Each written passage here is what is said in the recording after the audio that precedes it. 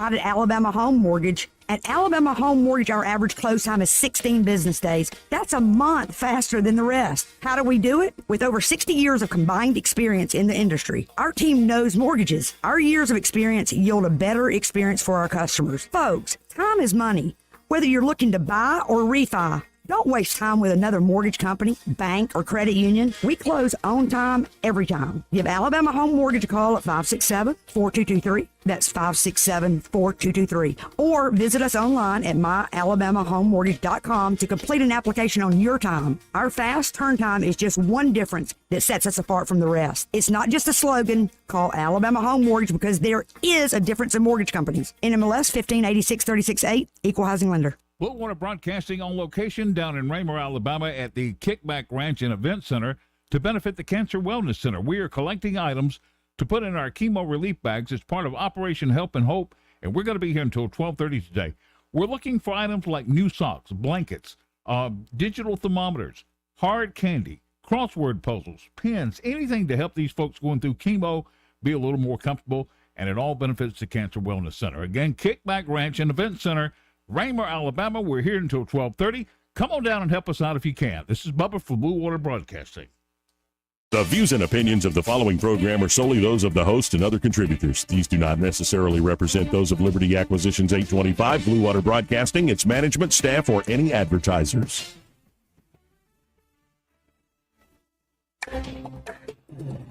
It's time for Montgomery's Conversational Radio Show. It's news and views on News Talk 93.1 FM. To join the conversation, call 272-9228.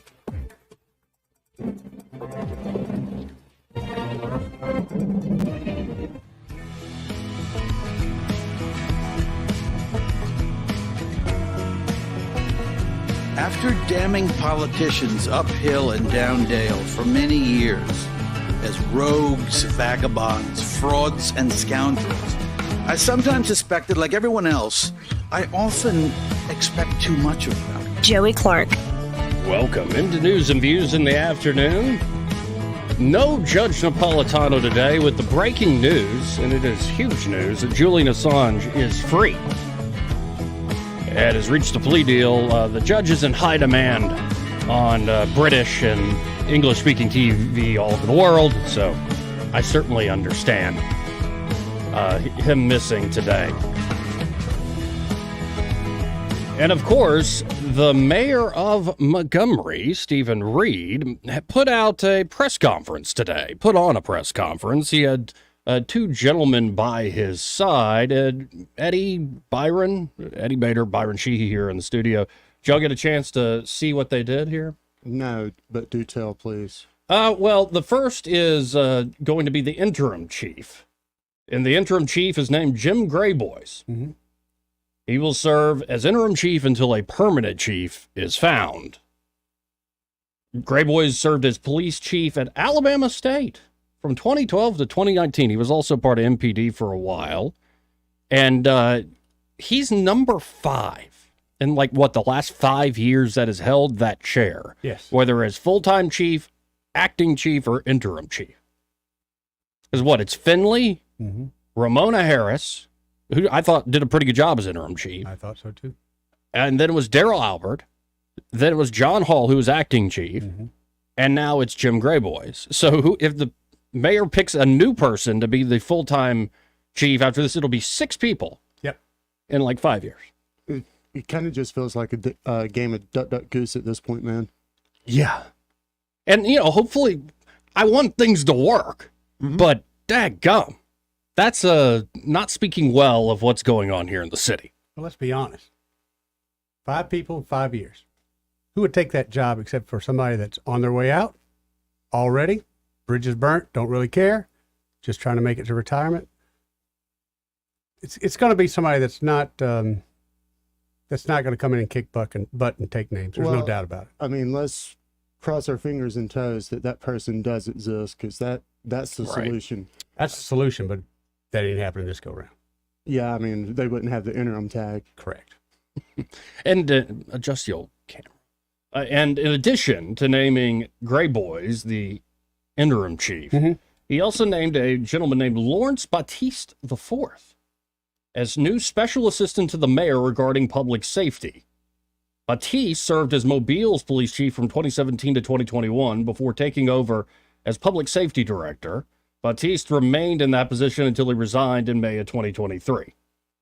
Both men were at the press conference, spoke a little bit, and the mayor characterized it this way, that Gray Boys has been in Montgomery for a long time, has worked in MPD, ASU, and right now is moving from Aaliyah to take this interim police chiefing job. So the mayor characterizes him as somebody who has internal knowledge, like knowledge of the city. And Batiste is somebody with an outside perspective. This is how he characterized it. We'll see where it goes. Again, this is not a full-time hire. That search continues. Man, so long as he wants the job and wants to do it to the full, effective visibility, then I'm all for it. I support him. I mean, just do the job. That's all I ask. Yeah, just do the job. And this Batiste, that kind of screams of cronyism in some way. I don't know what that is, but kudos, congratulations on the gig. Don't get in the way of the new chief, please. So 272-9228, does this inspire confidence? No, it doesn't. Would you rather him said, we arrested 13 people, or would you rather him said, hey, we got two more people we hired that's going to take care of this problem? Well, I would rather see some results, hear results, than, hey, I just got two more guys that I'm going to be blaming it on in the future. Right. I'd rather hear, the 6 million or whatever that's going to police salaries, and we're going to go recruit a bunch of active officers. That's what I vote for. But from a call yesterday, former MPD officer kind of laid it all out there. He said, it's not a money thing. Not money. Mm-hmm. You had guys for like magnitudes less pay moving from Montgomery to the smaller communities around here. It's a quality of life thing. It's quality of life, and they felt like their supervisors had their back. Yeah. I mean, not he here was in very, Montgomery. very clear about, once I realized what happened to that other officer, officers left because they realized, and he even called out Daryl Bailey, they did not have their back. Culture's important. Right. And of course, we'll be talking to Daryl Bailey tomorrow at 1. We'll be talking to Rita Ingram and Will Barfoot at 2 tomorrow on this issue.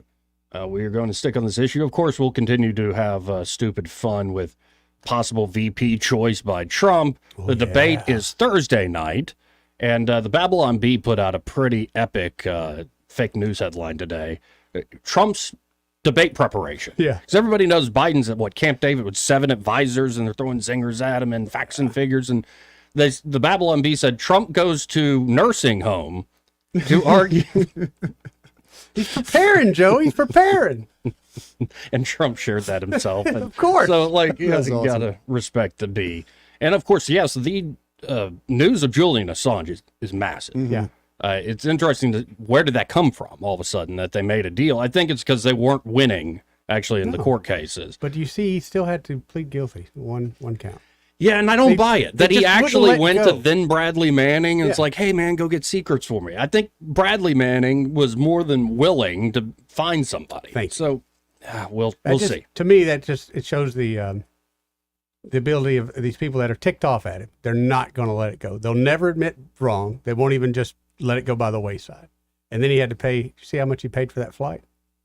$500,000. They're trying to do fundraisers for him now because that's how much it cost for that flight. 272-9228. They had to pull him back in. You couldn't have him flapping out there that long. I mean, Right. And by the way, I got it wrong. Biden has 16 advisors for 7 days of debate prep. How many voices are going to be in that old man's head? Let's go to line 3 real quick. Okay. You're on there. Who's this? Rich, let me bring up probably the funniest story yesterday was Donald Trump at the cheesecake shop. And the little boy who came in with the blonde Donald Trump wig, a blue dress coat, power red tie, and white shirt, and Donald Trump saw him. And by the way, nobody knew Donald Trump was coming, and there were hundreds of people as soon as the word gets out. So the place is stuffed, and you can watch this. I'm sure you ought to pull it up. Donald Trump sees this little kid. He's only 9 years old, and his wig and his hair is unbelievable. So Donald Trump calls him to the front, interviews the little boy, finds out his name is Timmy, and he says, I just love this kid. I just love this kid. So, Eddie found it up. Just hold it up to your camera there, Eddie. Yes. And then he signed a $20 bill and endorsed it, signed it to the kid. Yeah. And they told his parents, "Hey, if you ever don't want this guy, I'll take him." Oh no! I think when Trump is doing the meet and greets, when he should just do a tour of fast food restaurants around the nation. That's his people. Or like Ain't local that the truth? eateries. That's his people, I man. think he will be in his element. He's Yeah. always fun in those moments. And also, the end of the high-speed police chase is coming with an announcement to Tesla is now supplying Teslas and Cybertrucks to the police department in California. And by the way, I just saw a Cybertruck on Fairview Avenue. Yeah, there's a couple here in So- town. Oh, nice. Okay. there are I a hadn't couple seen one in here in town. person yet. Yeah. I had Silver just one and a front- black one. And, very black one. ironic. They're talking about it last night, and there's no gas-powered car that can outrun a Tesla. Period! Exclamation point. It's true. Well, and I saw one that was almost like this. I know. Wait, what? Y'all don't think that's true? No. No. Okay. In a short run, buddy, I've been watching. Yeah, what I type of watch race are we car racing talking all about? day long. The Teslas are out there with the Porsches and Like the if you Ferraris. want to win a drag race, this was long before Tesla have an electric motor. Yeah, Instant giddy up. yeah, and you ain't gonna be able to get away from no damn police vehicle that's electric. So, the end of the high-speed chase, and the Tesla police I doubt car that. looks downright scary, guys. That's all I gotta say. Roll Tide, go Trump. No, I'm sitting here looking. Okay, so give me the scenario where, like, you're talking about if there's a failure with the electric. No, I'm No, like just a distance quarter mile. for one. Distance could be an issue. You've got limited battery power in a vehicle, a gas powered or an electric vehicle. Yeah, I mean, like I remember. And let's say conditions. Science How long Olympi- is this chase going on? I remember Science Olympiad. You're right. The quick electric vehicles, they do get up real quickly, but they kind of peter out or top line, flatten out. That and just conditions. Every time No, it snows, how many Teslas do you see on the side of the road? Every single one of them. Sure, I was just talking about like a race or like a quick chase. Like I've just seen these things. Like the videos are out there. These things are remarkable in terms of their acceleration. I'm gonna have to do some research because I find it hard to believe. Okay. You're telling me a Tesla is going to outrun a In a short Formula straight One track, you bet. or a funny car with some nitrous hooked No. up to it? No. A short straight track, your Tesla and my Toyota all day long. Your Tesla will beat my Toyota all day long. But If you have a then little let's gas start on stepping things up, right? it, yeah, okay. Wait, the police are going to have Formula One cars now? Or, excuse me, Formula cars Well, in South now? Carolina, they used to have the 50 Mustangs, which were There's Those state, things are there's state superchargers that get up Yeah. and go. No, for reliability's sake, I think you still go with gas power in the internal combustion engine. I don't think we've beaten it quite just yet. But, like, yeah, I was thinking like short distance, speeding up, pit maneuver. Like, these electric vehicles can move pretty daggone quick. So, Yeah. Anyway, let's stop talking about that. Like, what are you so entertained by? it's just humorous with the electric car and the gas car. That's all. Just humorous. Or maybe you're just ignorant. I don't think that's it by no means. Maybe you're just ornery. to Maybe this just a little today. bit of Maybe butthole this I'm morning. ornery and he's ignorant. No, maybe somebody's just a butthole this morning. Mm. Somebody peed in their Wheaties. Well, when somebody who's that actually do this now, we're going to bring on JT from the Kickback Ranch, and we're going to talk about a new thing we're doing here, and they at Kickback are joining us in it. Yeah. Operation Care. Hey, JT, how you doing? I want you guys to quit fussing and get along. All right, that's the first thing right off the bat. Let's stop all this. Let's have a little peace, a little love in the studio.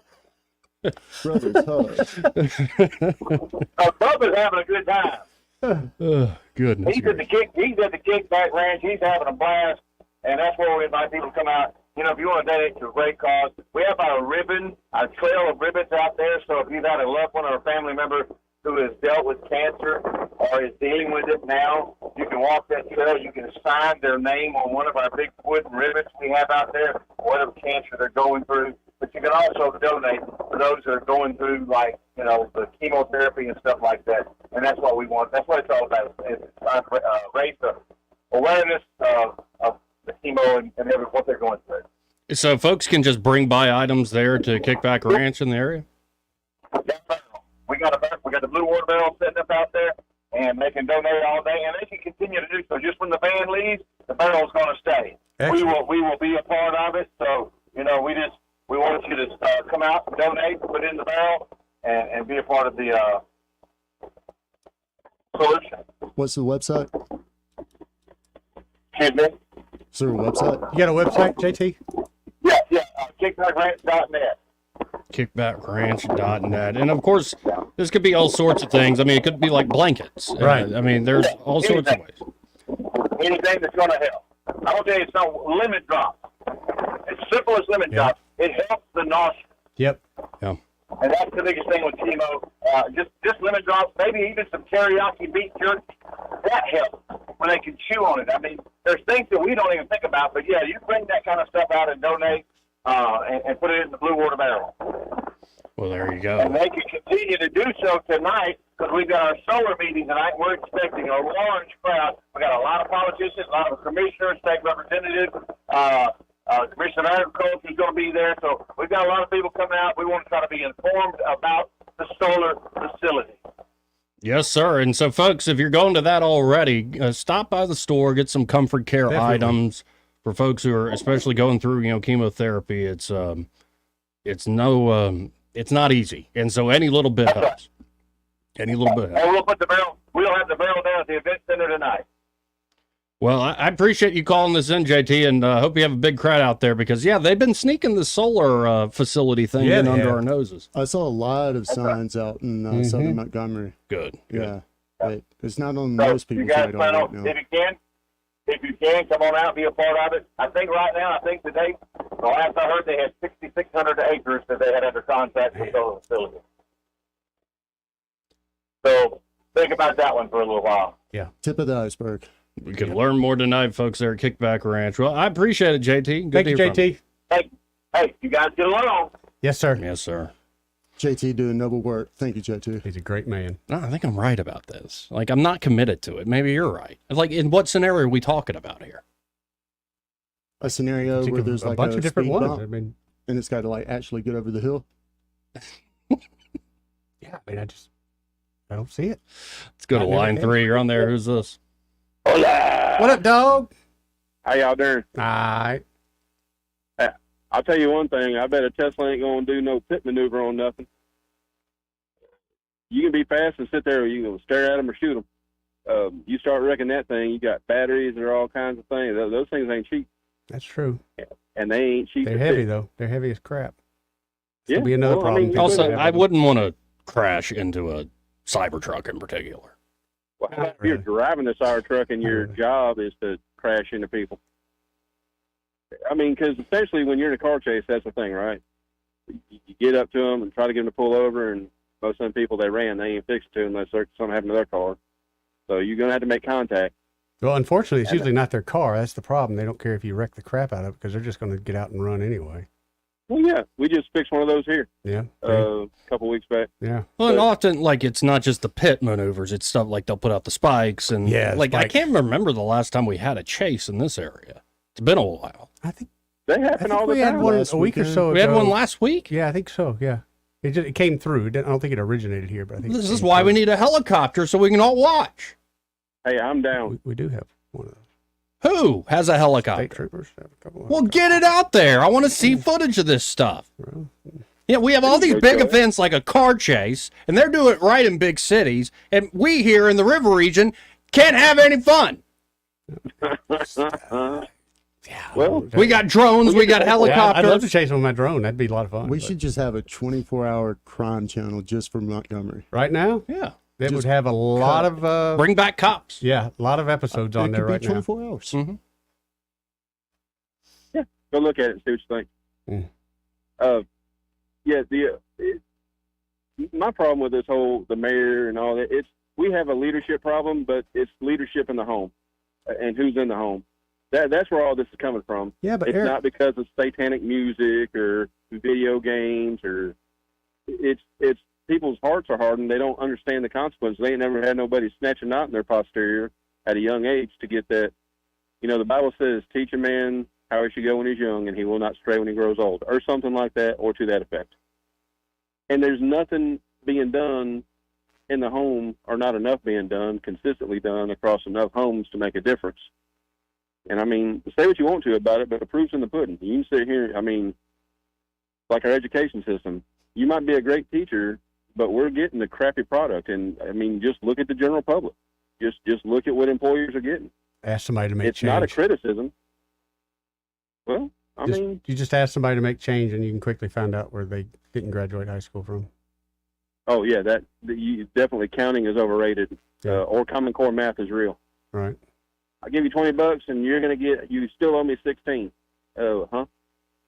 They don't get it. It's a societal problem starting in the home. Yeah, but what do? We all No agree law. it's in the home. So what do we do?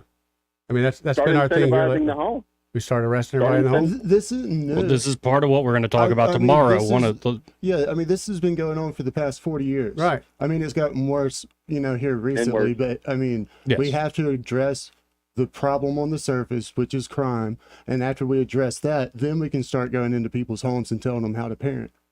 And I'm right there Well, with you. that's what Well, I and agree part of what we're going to talk 100%. about tomorrow with Barfoot and Ingram is, I think one of the bills in the package they're developing is about holding juveniles longer and having interventions, but also a sort of culpability for the guardian. I think at some point you're going to have to. Yeah, Just gonna get have to. the government.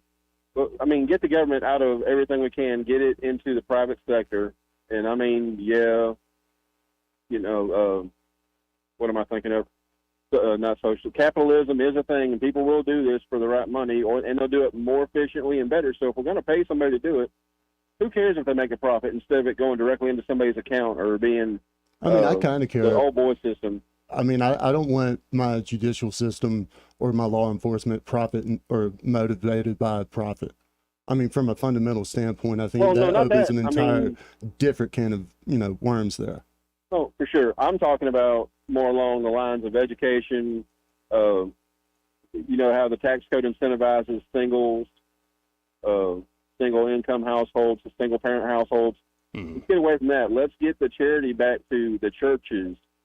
Churches used to run the hospitals. They used to help with education. They used to deal with the ones that deal with people with poverty and people with homelessness and all these things. But because there was a religious connotation to it, and somebody was trying to show you a better way to get you out of the mess that you were apparently in, a way out of it, we got a problem with it. No. We can't have all that. You can't enforce religion. It's not religion. Your whole law system is based on religion, whether you know it or not, you jackwad. I mean, thou shalt not murder wasn't some guy's addition. And too often we are, though, just talking about politics. It's when in places where you culturally enforce things. And by that, I mean everybody in the community, there are standards. And if you, get over and break those standards, people don't want to deal with you, number one, or people are going to do a lot worse. And there's a big problem here. And it comes from parents, but it comes from aunts, uncles, it comes from friends, it comes from everybody. And so you wonder, let's look at other places that say have constitutional carry. They don't have the crime problem. Why is that? With certain areas, they don't have the same issue with, say, marriage rates and the declines or broken families. Why is that? Because the cultural enforcement is not there. And this is not something somebody can do by decree, sadly. No. It is something that has to be slowly done over time, and enough people have to make the right decision. Mm-hmm. All right, y'all. Love y'all. See you, dog. Good call. Let's go to line 1. You're on there. Who's this? Simpler days. Hey, Simpler Days. Well, we have a new interim police chief, and isn't it ironic that while they were staging for that press conference, they had another homicide this morning in Montgomery? Yeah, I saw that. Yeah. Yeah. Well, maybe that will give them the emphasis, the incentive to get it in gear and start policing. I wonder what the salary range is on the advisor, the public safety advisor to the mayor. I wonder what his salary range is. What, are we talking 6 figures? Well, I don't know, but it should be public record. Yeah. But whatever free. his salary is, you put that with the $6 million that we want to send to the guys in Chicago. You know, we could invest in a canine dog to catch burglars, to catch robbers, to catch people that flee from the police. You know, we used to have a whole canine unit. Yep. But we decided that was too threatening. It looked too much like something from the past. Yep. So we did away with the canine. So when we catch a burglar or a robber or a barricaded subject, we have to call the sheriff's department to get their bite dog. So maybe between that public safety advisor and the $6 million, they can come up with money to buy a real canine dog. We need beautiful dogs like the ones that took out al-Baghdadi. We had them. We had a whole facility. Yeah. Have a good day, gentlemen. Appreciate Simpler Days. And the last thing you ever want to hear a cop tell you is we're sending in the dogs. Yeah, that's not fun. 'Cause it ain't dogs you're going to pet. No. Like dogs, dogs, they used to be like wolves. And when a dog still has that wolf in them, I mean, we got some dogs around here that ain't got any wolf in them, but they think that it's a game, so the dog's having a good time. oh yeah, no, he's trained. He enjoys it. He's following orders. Keep fighting back. He's Keep making fighting back. he's making dad happy. Yeah. He's making the alpha happy. Now, and I saw this video, just happened to see it yesterday. It was the last call for a dog. Oh wow. Like his shift was over and it was his very last shift. And you can hear it in the operator's voice trembling. And you see the officer who had been his owner essentially had been paired with his partner, his canine partner is now done, going to live just a normal dog life. And man, that's a man, number one, but you can even see that guy getting emotional. And there's something about we don't deserve them. No, I agree with you 100%. And yeah, they enjoy doing this. They're an effective asset. If you're actually taking out bad dudes. I've always wanted to put on the suit and let one come at me just to feel the force. I know what you're talking you can about. have But that. yeah, I'm good. You guys can watch. Yeah, I got. But I need to know the stop word. It's very important. to know Is the there a stop suit word, that I could like hit you with a Cybertruck to see the force of it? There was a guy that made a bear suit, and yes, that's how he was testing it. Oh my God. That's how he was testing it. He was letting people hit him with a car. Some people have a death wish, man. Like, I don't care how good that suit is. Don't let a the car. bear whooped his butt. It was hysterical. Oh, goodness gracious. Go Surprise to there. line one. You're on there. Who's this? Hey. It's Penny. Hey, Penny. How you doing? Can you hear me? I can hear you now. Okay. Do I need to get off my, you just go to my iPhone. Is that better? Much A little bit better. Okay. We just have a huge complex problem in the country. First off, no one respects another human being. And it goes from we need to rework the system and quit rewarding women who have children out of wedlock. We need to punish the man who laid down with that woman and garnish his wages instead of him getting off scot-free and going and getting 20 other women pregnant. And we need to make everybody be held accountable for what's right and wrong. I mean, granted, we have a lot of drug addicts, and we don't have enough mental health facilities, but we also have a lot of everyday people who are working the system, and it's not being seen. For instance, you've got tons of doctors and lawyers and other professionals who their wives don't want to work, and yet they work till they're 70, and the men draw 1.5 times of their Social Security just because their wife didn't want to work, when the man should have paid his wife's portion of her Social Security. If you don't pay in, you don't get any money. That's sucking down our system. What are we going to do? We'll have a World War III when Social Security goes belly up, which they're predicting to happen in 2033. So, everybody none of us are guilty or not. None of us are, what word I'm looking for? None of us are innocent. We're all guilty of sins, and we know right from wrong. And yet we just try to pass it on to somebody else. We all need to take accountability for what we're doing wrong, because it's a systemic, complex problem.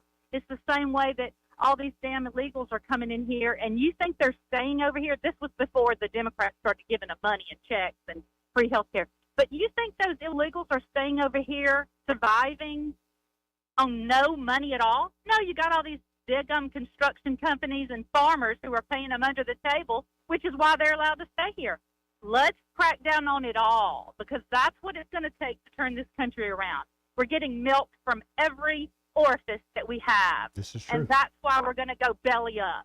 And until everybody looks at themselves in the mirror and really says, you know what, I'm part of the problem, and quit pointing fingers at everybody else, we won't fix this country. We won't have one much longer.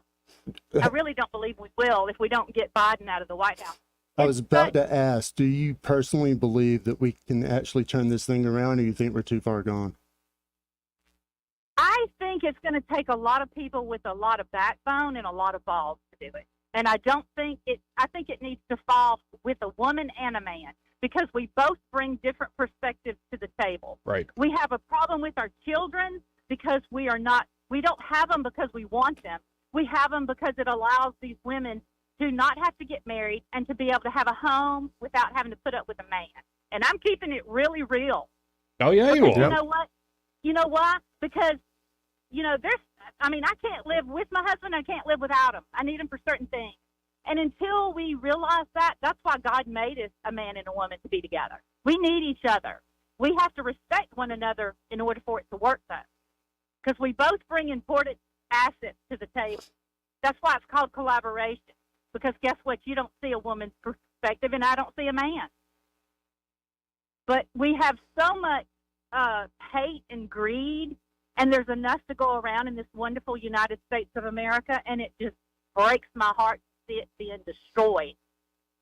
Because I want my grandchildren and my daughter to have a nice rest of their life, and it's very disheartening. But we all have to fight to get it back, because it's worth fighting for. And on that note, I'll say God bless y'all and God bless America. God bless you. Well, yeah, Thank you, Penny. I like that. More folks need to be saying, you bring the backbone, I'll bring the balls. I want to say this lady, I think, represents what was used to be called the silent majority. Mm-hmm. Yeah. The silent majority is no longer silent. Right. And that's what gives me hope. I mean, we're going to steer this thing back the right way. Yeah. Now, World War III may already be done and over by 2033. Yeah, that drone attack on Sevastopol with an American drone. I mean, like genius stuff right there. I mean, just stepping one, foot closer to that line each and every day, it seems like. We got a man who can't even secure his own underpants trying to start this thing. And Putin saying, you guys better be ready, because it's coming. Goodness gracious. That's the thing. All the signs are there. So when this does happen, or after it's over, I don't want to hear anybody go, wow, this caught us by surprise. No, we brought this on ourselves. Mm-hmm. We know what we're doing.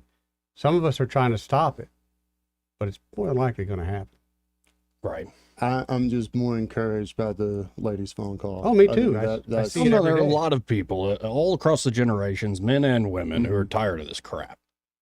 So, hey, we got to hit a break, though. All right. First, this part of the program brought to you by Bo Goodson and the Goodson Group. And there at the Goodson Group, Bo and his team are ready to help you, whether you're looking to buy or sell here in the Montgomery or surrounding real estate market. And, of course, Bo has 40-plus years of doing that, helping buyers and sellers here in the River Region real estate market. And not only can they help you with buying or selling, they also have great, just fantastic management services available should you want to rent out your home. And then the crown jewel there is the Bo Goodson Real Estate School, one of the most highly acclaimed real estate programs here in the state. And the proof is all the folks that have graduated through Bo's course, gone through the full thing, and they've found success as more knowledgeable private players or as fully licensed realtors. He can really make the difference. You can learn the good, the bad, and the ugly. He's been through it all in 40-plus years. So check out the Goodson Group today. You can always go to thegoodsongroup.com or give him a call at 551-0225. That's 551-0225. Bo Goodson and the Goodson Group. Great sponsor here of the program. We'll come back to Happy Trails and others at 272-9228. He may not know whether he's coming or going, but whether you're going to work or coming home, Greg Budell is there. Mornings 6 till 9 and afternoons 3 till 6. Only on News Talk 93.1 FM WACV. This is your roving reporter, and today I am talking with an elk. Hey man, Mr. Elk, I was just wondering, what do elk do to take care of their money? Well, like most smart folks, we call David Ernest. You mean Alabama's most favorite asset preservationist? That's him, man. We call him up at 334-279-7431 or 205-479-0839. I see. Yes, he is our preferred money man. The money man with the money plan. You've been paying attention. Well, could you give us those numbers one more time? 334-279-7431 or 205-479-0839. And I just want to try to give you a heads up, man. Oh, what's that? I'm not an elk. Not an elk, huh? Well, then, pray tell, what are you? Knights of Columbus. I am not even going to make a comment. Well, the baby liked it. Lowe's knows owning a project means owning the right tools. And during Craftsman Days, you can save big on what you need from a brand you trust. Get a free Select V20 tool when you buy a Select Battery 2-pack. Plus, get your choice of the V20 string trimmer or leaf blower for only $99. Find these savings and more today. Lowe's knows home improvement. Valid through 7/10. While supplies last. Selection varies by location. ABC Tonight. It's the music event of summer.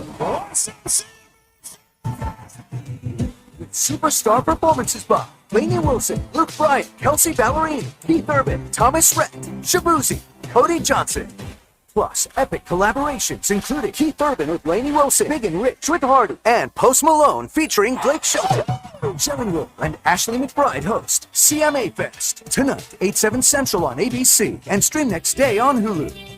For too long, Alabama's statewide news companies have shamed us for our conservative Christian values. Alabama deserves a news company that cherishes our culture, a company that isn't bought and paid for by the powers that be. 1819 News is that company. Run by Alabamians for Alabamians, 1819 News celebrates what is good and beautiful about our state, while exposing those who work against our values in secret. Just go to 1819news.com to learn more. Subscribe to our newsletter. That's 1819news.com. Weather is brought to you by the Johnny Adams Law Firm. I'm Johnny Adams, your Alabama personal injury attorney with the Johnny Adams Law Firm. Stay weather alert all day long with the Rich Thomas Weather Network. Well, hi, everybody. The intense heat continues. In fact, dangerous heat indices. Today's actual high temperature, 98 to 100, with the heat index near the 105 danger range. Good bit of sunshine today. The rain chance is 20% or less. The low tonight, 74. Spotty, scattered, random showers and storms, mostly in the afternoon and evening hours tomorrow and Thursday, with triple-digit heat indices. The actual high, 99 Wednesday, 96 Thursday. More excessive heat Friday. From the Blue Water Weather Center, this is Rich Thomas. John Bobo with Capital Tractor. Have you heard the news? Capital Tractor will soon be moving to a brand new location in Montgomery. With lots of Kubota inventory, we're going to sell it instead of move it. Our big moving sale is a great time to get a great deal on a Kubota at Capital Tractor in Montgomery. Trustworthy, accurate, immediate. Carrying your voice across the river region. News Talk 93.1 FM WACV.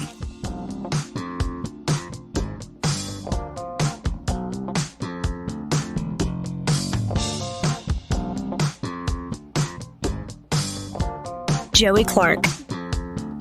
Welcome back to News and Views in the afternoon. 272-9228 if you want to get in on the conversation. And that is the number Happy Trails dialed. Hey, Happy Trails, how you doing? Good afternoon. How are y'all? Pretty good. I have to tell you, this is going to be a contentious call because that lady that was just on before the commercial rocked all over my tail. Okay. And because she said doctors, lawyers, wives don't want to work. I beg your pardon. I worked while my husband was in medical school. He was a doctor. We decided when he got out of school that it was time for me to raise children. I want the money that I would get for Social Security because I did work up until that time. I want the money that I would get for having raised the two tax-paying, well-income children that are paying into the system now. That's fine with me. Don't give me his benefits. You give me their benefits because I created those children. I stayed at home. They need you more when they are teenagers than they need you when they're in diapers and you can put them down and you know where they are. That's why we're in so much trouble now, is because mamas aren't staying at home with their children. They are not teaching them the way that they should come up. So I'm sorry. That's my. That's the way I feel about it. That's your opinion, huh? I'm sorry. That's your opinion. You're more than welcome to entitled to it. That's. I am. It is. I feel like I did a good job, and now I'm 67 years old, and I'm worn out. I have all the gray hair I have because my children gave it to me. Oh, that's God's honest truth right And there. they are now 38 and 41, and they are getting gray hairs. Yep. And I suspect also Penny wasn't really talking about you. I mean, these programs touch a lot of people. These everything going on touches a lot of people in different ways, but there is a disincentive to actually get things done when you have, say, generous benefits being handed out left, right, and center by the federal government.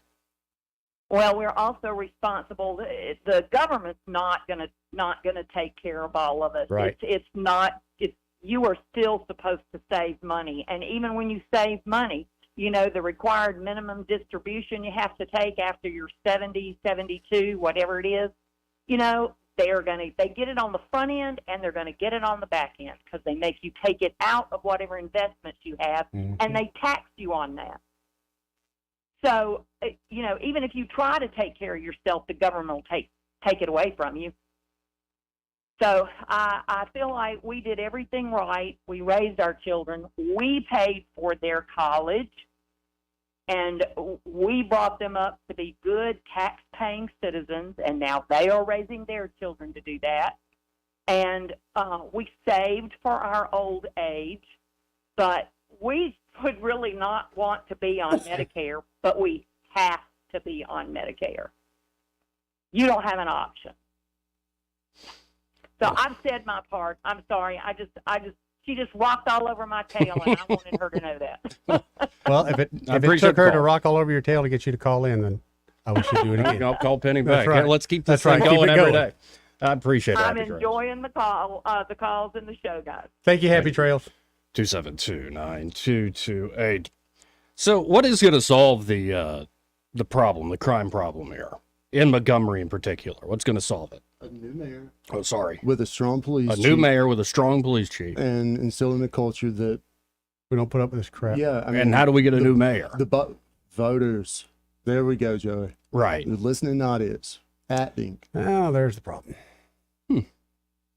Y'all are saying. What did we just too say last apathetic? time? Less than 10% of the population of Montgomery actually participated in the election. Well, over 200,000 didn't vote. So you get what you deserve. Yeah. I don't know if we deserve this.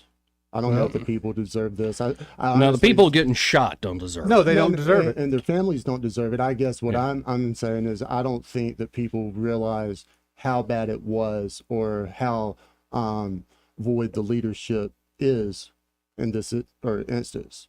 Because if everyone could see the future and go back and redo it, I'm pretty sure a lot of people would have gone out and voted What's that day. changed since his first term? What's changed? The onus being on him. Should have been on him the first time. It should have been, but it wasn't.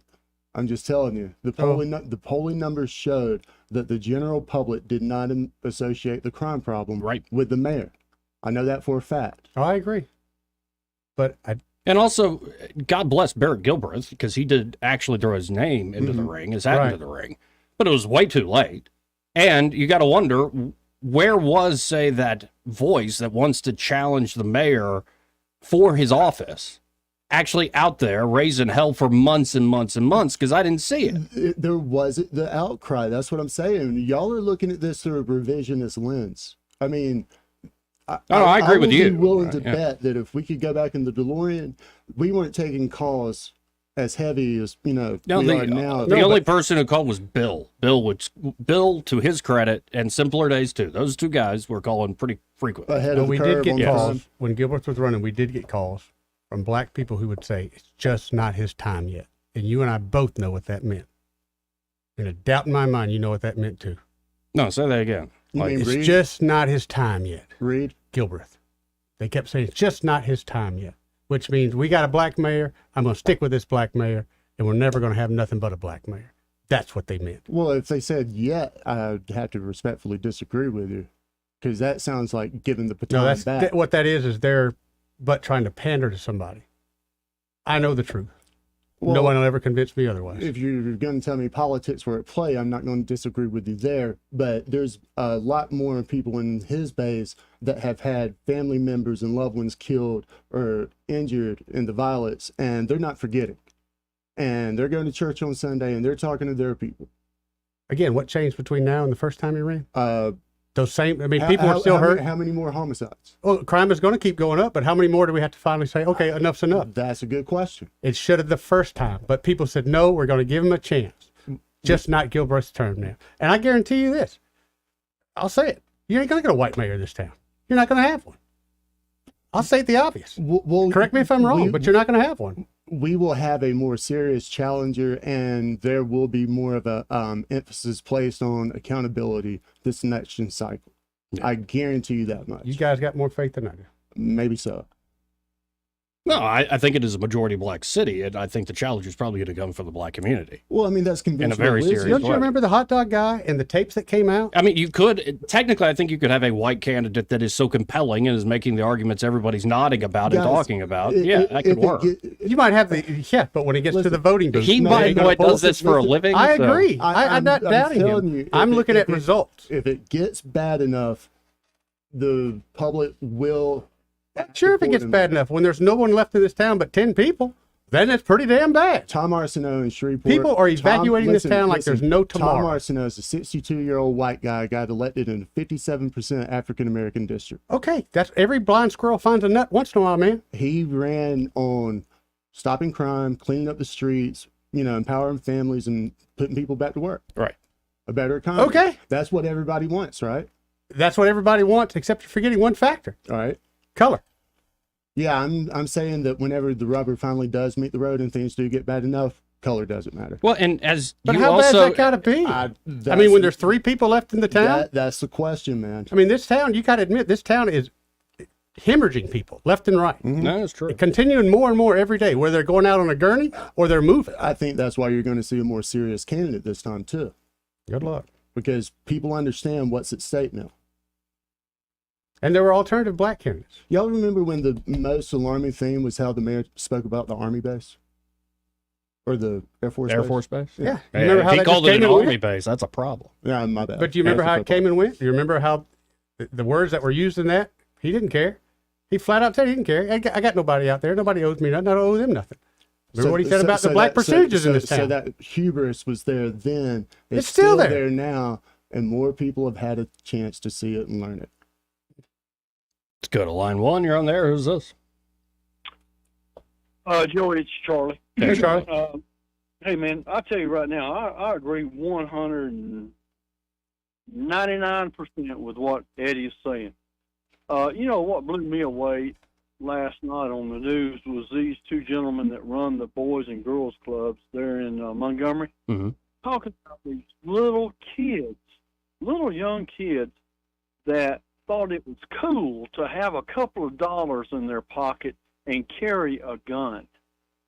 He said that when they come out there, they got them involved in things, doing stuff and getting their mind off all this bull crap that happens when they let them go home. Because when they go home, they go into an environment that is nothing but crime related, and it's just a bunch of stuff. To me, these young teenagers and stuff that are doing this, you know what? Mom and Daddy needs to be held accountable too. They really do. I mean, it's pathetic. I know that we get on the mayor, and I'm not going to even go there, but because he doesn't extend much effort to have things changed, but something's got to go.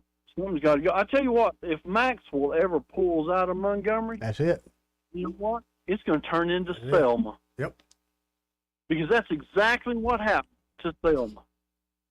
That place went downhill so fast, and most of it was because of crime and all like that. But I'm surprised Maxwell don't, they don't look at this situation and say, "Oh, we got to get out of here." As long as we got that Airwork College, we're good. Well, and you got to keep in mind too, we have, say, people that are higher up in this city, whether you're talking state government to senators, who don't want to see the city go to crap. So I swear something's going to give here, and whether it's the next legislative session, like if it keeps getting worse, I don't think people, especially at these higher levels, are going to let it happen. I hope.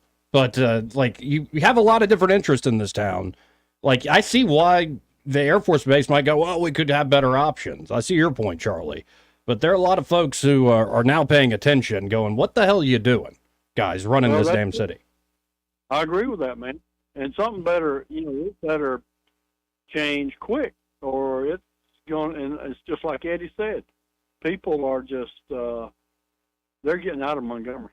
Montgomery's not this great city that people say it is because of your security and your, just the environment that you have to live in to stay safe.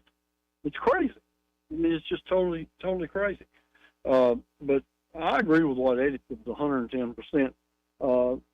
It's ridiculous. It's really, and it's amazing how over the few months it's really ramped up. But it is. Hey, appreciate y'all's time, y'all. Appreciate it, Charlie. Thank you, Charlie. 272-9228. This part of the program brought to you by Pest Pro Services, and there at Pest Pro, Ashley and her team are ready to help you with any of your pest control needs. It could be, hey, you got termites that you're worried about getting near the property. They can do an inspection. Oh, yeah. Maybe you need a treatment done pronto. Of course, they can do a termite treatment. Maybe you need a mosquito treatment done. Ooh, who doesn't right so now? You can actually enjoy your backyard, your front porch, these sorts of things, without having to spray yourself with stuff that don't even work. Yeah. Especially if you're in a heavily wooded area or a lot of water in your area. Yeah, get it treated. Definitely. And Pest Pro Services can do that for you. And they can help you with all of your pest control needs. You might as well make them your everyday pest control company. Ashley and her team can do that for you. They're local. They're trusted. They're always giving back to the community. So check them out today. You can always call them at 265-9990. That's 265-9990. Or go to ppsriverregion.com or just search Pest Pro Services on the Book of Faces. When you want to know, call a pro, Pest Pro Services. And be sure to tell them, well, that you heard about them here on News and Views in the afternoon. Well, I guess we've solved the issue, right? Nah. Man, I mean, listen, I was going to be kind of a smart aleck and say something about a Big Brother program.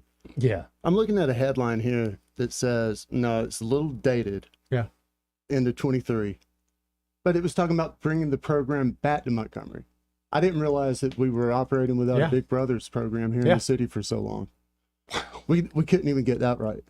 Yeah, it's something that kills me because you got folks on both ends of that want to do it. Well, that's what I was going to say. I mean, you got volunteers on both ends. Well, and also, let's be blunt. Half the folks that call don't even live in Montgomery. Now, they might work here and they got a stake or they own property or something, but come on. That's, I think, part of the issue is that it's the community, the metro area of nearly 500,000 people is shattered, fragmented. We're not moving in one direction. And it needs to be done that way in the sense that I'm not trying to pass blame from the leadership of Montgomery. They're the leadership. It all falls on them. But we got to solve the damn problem because we could sit here on these airwaves and bitch and moan about it. That's not solving anything.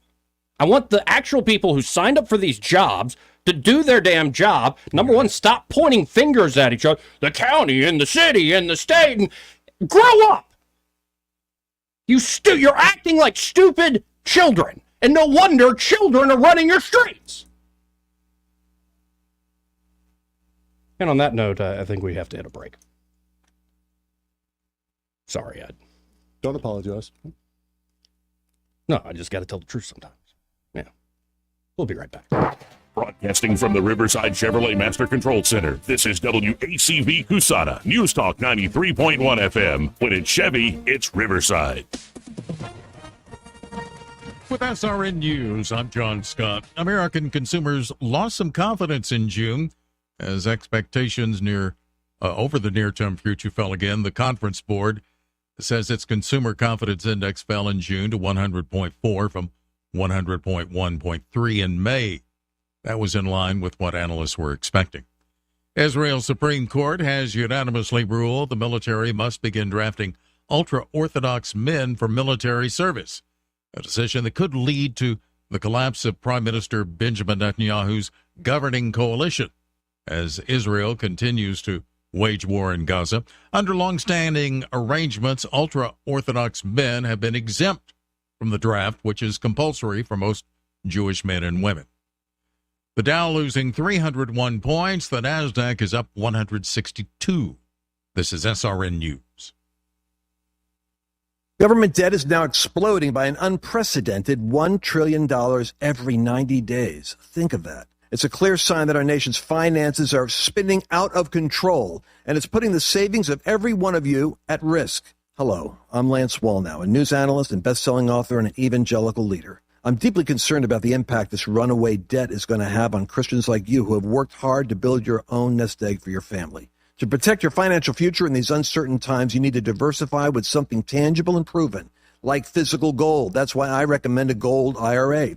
To learn more, text FAITH to the number 989898, and my friends at Birch Gold Group will rush you a free info kit on how to move your IRA or 401k to physical precious metals, tax and penalty free. So don't wait. Just text the word FAITH to 989898 to get your free info kit on gold IRAs. Birch Gold Group is the only company I trust. There's no obligation. So text FAITH to 989898, and I pray this information helps you achieve prosperity and peace of mind. Rich Thomas Weather, a service of Riverside Chevrolet Wetumpka. If it's Chevy, it's Riverside. Best price, best selection. Check them out on the web at riversideusa.net. Rich Thomas Weather. Well, hi, everybody. The intense heat continues. In fact, dangerous heat indices. Today's actual high temperature, 98 to 100, with the heat index near the 105 danger range. Good bit of sunshine today. The rain chance is 20% or less. The low tonight, 74. Spotty, scattered, random showers and storms, mostly in the afternoon and evening hours tomorrow and Thursday, with triple-digit heat indices. The actual high, 99 Wednesday, 96 Thursday. More excessive heat Friday. From the Blue Water Weather Center, this is Rich Thomas. For the lowest prices around on flooring and DIY flooring installation supplies, Budget Floors and More is your new best friend. Luxury vinyl plank, carpet, ceramic tile, floor installation supplies, and more with prices lower than the big box stores. Budget Floors and More, Hunter Lane across from Del Rey Publix. From the Blue Water Broadcasting News Center, these are today's top stories. Mayor Stephen Reed addressed Sunday morning's mass shooting in North Montgomery at a press conference moments after returning from the Conference of Mayors in Kansas City. Mayor Reed emphasized that law enforcement can only do so much, and community involvement is a crucial step towards a safer city. A man is fighting for his life following a Monday night shooting in Montgomery. Police responded to the Roadrunner gas station on Woodley Road around 7:15 p.m. to find the unidentified victim suffering from a gunshot wound. The man was taken to a nearby hospital in critical condition, suspect and motive unknown. A suspect is under arrest following another deadly shooting in Montgomery. The shooting happened Monday afternoon in the 2100 block of Plum Street. The unidentified male victim was pronounced dead on the scene. Police have charged 65-year-old Kevin Chase with murder. This is Montgomery's 37th homicide of the year. From the Blue Water Broadcasting News Center, I'm Sky Mosley. This hour of news and views is brought to you by our good friends at Alabama Home Mortgage. Alabama Home Mortgage, 567-4223. Visit them on the web at myalabamahomemortgage.com. NMLS number 1586368. An equal housing lender. Honey, did you call an electrician to put in that new bathroom outlet? No, I thought I'd just get Cousin Ray. He's not a real electrician. Oh, Ray's handy. He can do anything. Being handy and being an electrician are two different things. Electricity is complicated and potentially dangerous. Each year there are thousands of home fires caused by faulty wiring. You need an expert. To wear the Crosby Electric uniform, you have to undergo background checks, drug testing, continuing education, and rigorous safety training. When you need electrical work, or if you just like someone to assess your home for safety, call the experts at Crosby Electric. So, how about that nice outlet Ray installed in the bathroom? Do you think it's safe? It's fine. See, when I plug in my electric razor, it... Now the lights are out. I am not sleeping a wink until you get Crosby Electric out here. Don't take chances with electricity. Call the experts at Crosby Electric, 272-2085, or visit us at crosbyelectric.com. Bates House of Turkey is celebrating their first anniversary in Montgomery and 100 years in business with a renovated Montgomery location. Come enjoy the famous hickory smoked turkey sandwiches, the old-fashioned roast turkey dinners, and their expanded grab-and-go frozen casseroles and soups. There's plenty of room for small groups in the expanded dining room. Order online at bateshouseofturkey.com. Dine-in, carry-out, and delivery services available. Bates House of Turkey in Montgomery is open Monday through Friday, 10 a.m. to 3 p.m. Eat turkey, feel turkey. It's Johnny from Sinclair's from Bond Road. We've been in business almost 30 years. Sinclair's East, Vaughnette Taylor. I think if you hadn't tried us, you should give us a try. We've got a great menu, offered anything from chicken fingers, wings, salads, fajitas. At lunchtime, we do great country lunch with different vegetables and different meats every day. Sinclair's, where you get great sandwiches and our daily meat at 3 special at lunch, to great pasta, chicken, steaks, and seafood for dinner. Our most popular items are, we got a soup called she crab soup, which is extremely popular. We've got a bunch of pasta dishes, which people love. Mediterranean chicken is my favorite. Sinclair's. We do live music, light stuff on Wednesdays and Thursdays, and then on Fridays and Saturdays, maybe 3-piece bands or 4-piece bands. Come see why Sinclair's has seen lesser restaurants come and go over the years. Johnny Sullivan Sinclair's, at the corner of Vaughn and Taylor. Find them on Facebook at Sinclair's East. Google search Sinclair's Restaurant. Sinclair's. The views and opinions of the following program are solely those of the host and other contributors. These do not necessarily represent those of Liberty Acquisitions 825, Blue Water Broadcasting, its management, staff, or any advertisers.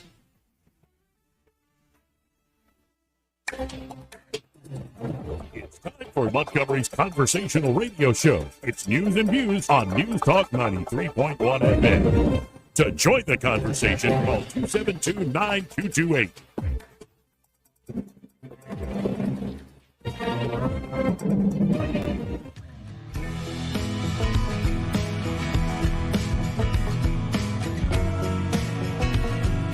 This is how you conduct yourself in a democracy? Joey Clark. Welcome back to the program. I'm Joey. The guy in the navy blue is Eddie. How you doing, Eddie? I'm good. How you doing, Joe? Actually, I'm all right. I'm just feeling energetic. Byron Sheehy also here. How you doing, Byron? I'm doing good, Joe. Yeah. Doing good. No, seriously, I just feel energetic today. And yeah, the issue is frustrating.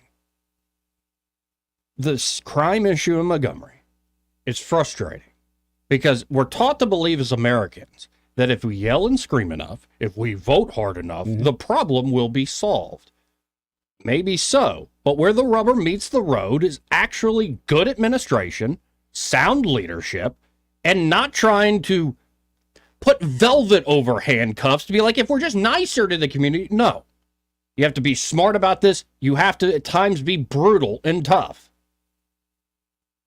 And you can sit here and do this whole thing. Like how, in all these other cities, how many times have the people voted? And they get the same crap. Mm-hmm. It's a distraction. What I want is whoever is in leadership at the city level, the county level, the state level, do your damn job and do it well, and you will be rewarded in the polls. Instead, we now have a bunch of prima donnas that are much more interested in their makeup job for the latest TV hit than actually administrating. And yet somehow they're still rewarded in the polls. You see participation dropping. The people who just pay attention to the dog whistle words, they turn out to vote. Yep. And that's how we keep getting the same old, same old. Well, and you were making a fascinating point off air that, and I think this applies to the nation, that the generation that has been in charge since what? The late 70s, if not earlier? Earlier. Is still in charge. Mm-hmm. They will not give up the keys to the kingdom. They will not so-called pass the torch, as cringeworthy as that phrase is. How old is the longest serving U.S. senator? Like 60 something? Well, Feinstein's out now. I thought it was 62. I may be mistaken. Yeah, I don't know who's the oldest now because Leahy got out, Shelby got out. But the fact that we can say something like that. Oh, yeah. And I mean, I know that's The the fact that you Senate. got two 80-year-olds running for president. Well, and now say McConnell. Yeah, he's in his 80s and he's looking rough. Talk about a guy freezing. Turtle up, yeah. But you look at who's going to replace McConnell. John Cornyn? He ain't no spring chicken. Well, I was going to say someone, bright-eyed and bushy-tailed, some 68-year-old out there who's, served a career in the private sector. I got a lot of different, for instances, with Katie Britt on a lot of different politics stuff. Go for it, girl. Her age ain't one of them, though, is it? No. Go for it. Raise that money and become leader, or at least, whip or something. Right. Mm-hmm. But, we need younger people in charge. And this applies in the Senate, in the House, at the state level, and sure as hell here in Montgomery. Now, Stephen Reed is younger. Yeah. But is he really, say, the head of the Democratic Party here in this dear city of ours? No. I'd be willing to bet that someone winds his clock on a daily basis. Yeah. He could just talk. Maybe he doesn't like as much as everybody else. Probably. So, to some degree, I think that is, we're thinking big stuff that's causing problems. Yeah, I think there's a generation don't want to let go of the rein. Mm-hmm. And they're ready to drive the horse into the ground. Got to pry it from their cold, dead hands, politically speaking. But you also have a generation now of, I don't know how to say it nicely, they're just too soft. Yeah. Social justice. Well, that's the $6 million deal we want to deal. Instead of saying, when they come out after a horrific weekend and the first thing out of his mouth is we can't arrest our way out of the situation. Right. BS. We can. You don't have to arrest everybody. All you have to arrest is a few. You have to set an example at some point. You know it's a classic game theory, the prisoner's dilemma. And so it's like, if we cooperate, we'll make a bunch of money, or we'll get more points, or however you want to, what unit you want to use. If we both say defect and say we're not going to cooperate, we both get a little bit of points. But if you defect and I cooperate, you get all the points. Yeah. And if you game these things out, a bunch of brilliant people did set up all these computer programs. The one that actually came out on top over time is tit for tat. So I'm going to be nice, I'm going to be forgiving, but if you do something, the next thing I come around is a counterpunch. Tit for tat, though, has a problem when you're in an environment where no one is nice. And if you have, say, a pocket of a city where what is rewarded is being aggressive and violent and essentially defecting very quickly, that destroys any hope of compassion. What you need is to give people the space to be able to cooperate with one another. That's number one. Part of that is being incredibly tough on the folks who never cooperate. All these game theories are based on rational actors as well. True. I mean, and humans are more complicated than these systems we come up with. But I think it's a good rule of thumb. It helped us not blow ourselves up in the Cold War. So, it can be a good rule of thumb, even with a lot of noise in the system and emotions and stuff. If you create opportunities while you punish people that are defecting, you can create a situation that's much better within, I think, a few years, if not faster. But if you're not going to be tough, you can't therapy people out of this. No, you're not going to. You can't do boys and girls clubs out of this.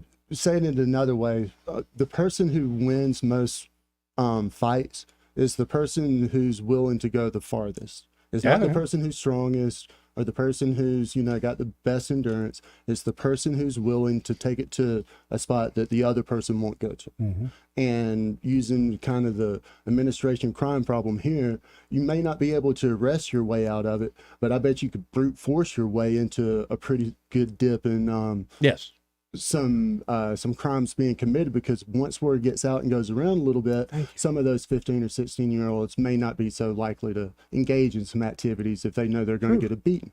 Plus, we're always told we're constantly told it's the same actors that do this. Then how can we not arrest our way out of it? If it's those same actors, once we remove those actors from the street, I think in all seriousness, their point is, we can arrest. And they actually have been making an arrest. Their reactive policing has been, I think, as good as reactive can be, in the sense they usually, except for this triple homicide, quickly solve these things. But people are right back out on the street. Yeah, they're like. So to that point, you can arrest yourself, and this is what we're going to bring up with Darrell Bailey tomorrow. It's what we'll bring up with state lawmakers tomorrow. Well, the one over by Eastdale Mall, all that happened, he was back out on the street 4 hours after he got arrested. So what are we doing? Exactly.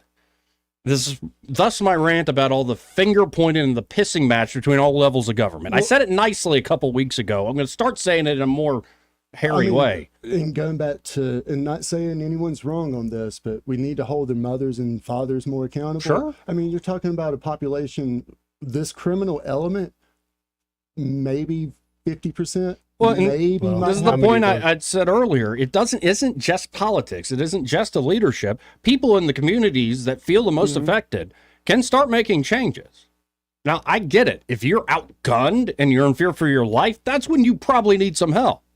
But in terms of cooperating, communicating, you can outsmart these folks and out-cooperate them if you also have backup. And I think there are a lot of folks who don't want to cooperate because they don't feel like they have true backup. One of my favorite programs that I've heard of a town implementing or a city implementing was something called Pastors on Patrol. And one local official, whether it be city council, state house, whatever, the mayor, whomever, would go to a certain area of town and walk around the block with a police officer and a pastor in that community. And that did wonders over, over a couple of, cycles. No, and there are instances when you look at, say, the case of Oakland, the one I brought up with the mayor called Ceasefire. What they did is they got people to cooperate, and anybody who didn't want to cooperate, they had special units to come and take them off the streets and take their weapons as well. So it requires both. And it requires, yes, probably improvements in the law. And don't get me started how constipated Alabama's judiciary is right now. We talk about that all the time. We have a lot of problems. I'm not happy about it. Let's go to line one. You're on there. Who's this? This is Scott. Hey, first time caller, long time listener. But Eddie said about people leaving Montgomery in droves.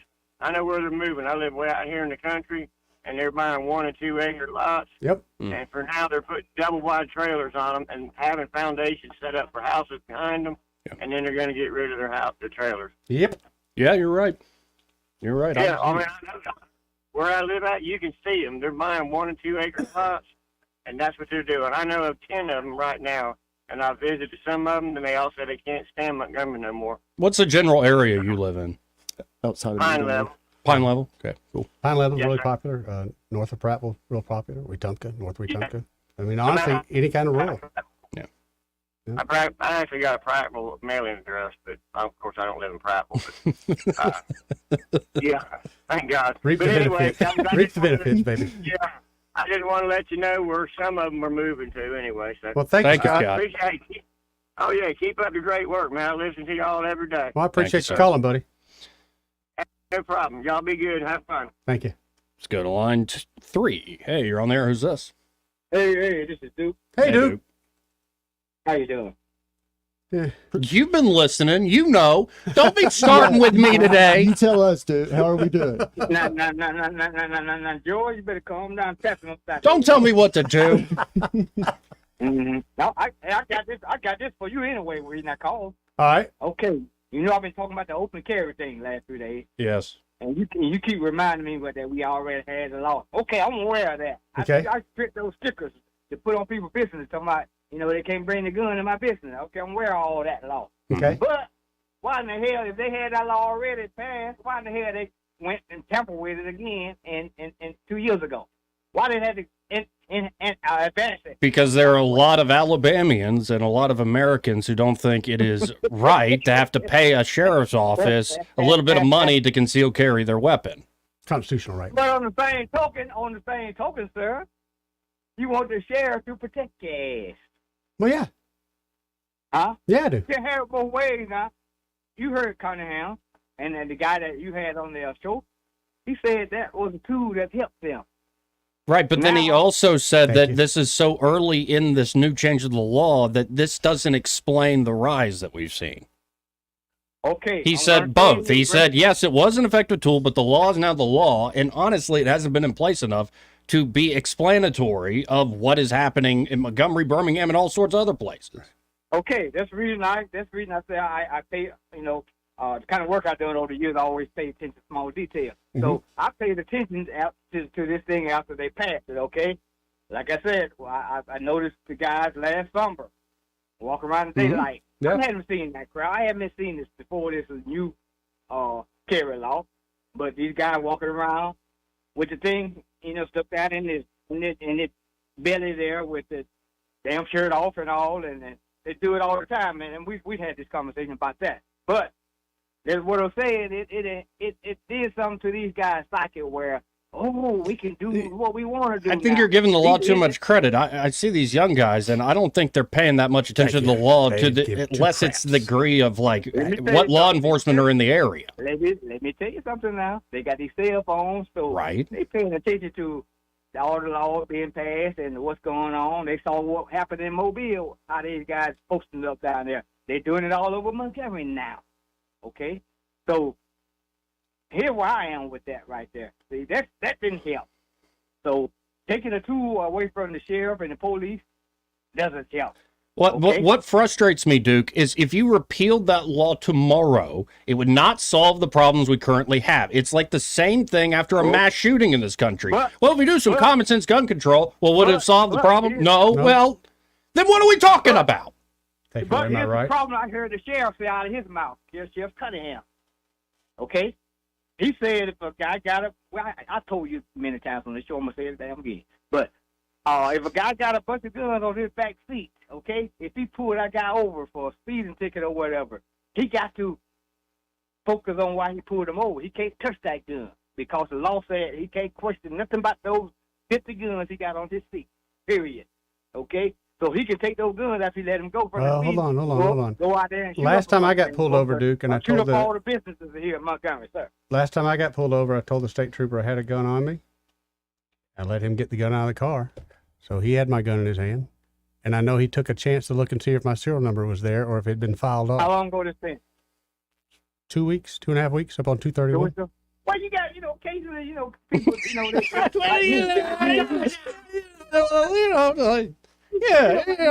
we would talk to the police and work with them. Duke, I don't have time today to have this argument over again with you. I got a bunch of calls rolling in. I appreciate it, man. What's up with you, Joe? Why you in that kind of feeling today, sir? Because I feel good. Hey, you got lucky last night. He's on a roll. I don't know if I'd call it luck. I appreciate it. See you, Duke. It's more like a hex. Let's go to line 4. You're on there. Who's this? Hey, this is Oz. How are y'all today? Hey, Oz. How are you doing? I'm good. You could put a whole bunch of guns right there in the middle of Crampton Bowl, and they're not going to hurt anybody, are they? Nope. Not till you put a crazy person out there, a thug, a criminal, a thief, whatever name you want to name them. If you put somebody out there that has bad intentions, that's when the gun is going to hurt somebody. Yeah. So I've got 3 guns. I don't have bad intentions. I'm not going to hurt anybody unless they try to hurt me.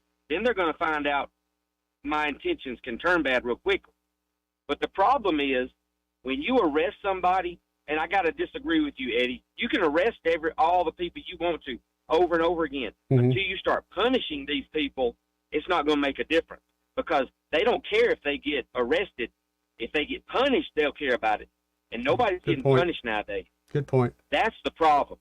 If I took my kid, if I took my babies when they were young, and they said, did something bad or whatever, and I gave them a spanking, they learn from it.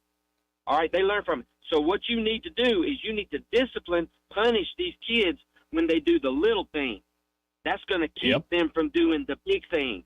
Problem is, you're not having parents punishing these kids nowadays when they're young. They want to defend them and say, you got to respect them. You got it all, blah, blah, blah. And it ain't, look, this ain't racial.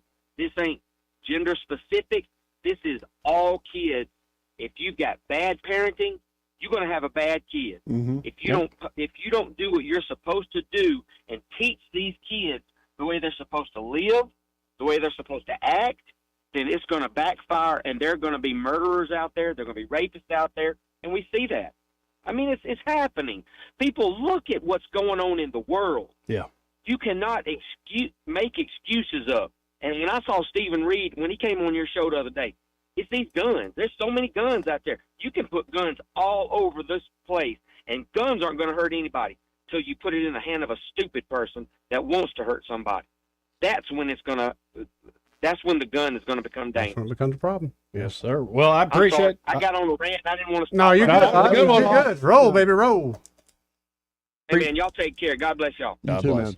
It's part of the program brought to you by James Cole and Cole Plumbing. And they're at Cole Plumbing. They're ready to help you with all your plumbing needs, especially, those big jobs like a burst pipe or a big leak inside or outside your home. Well, the good news is they can solve that problem with minimal discomfort to you and your home.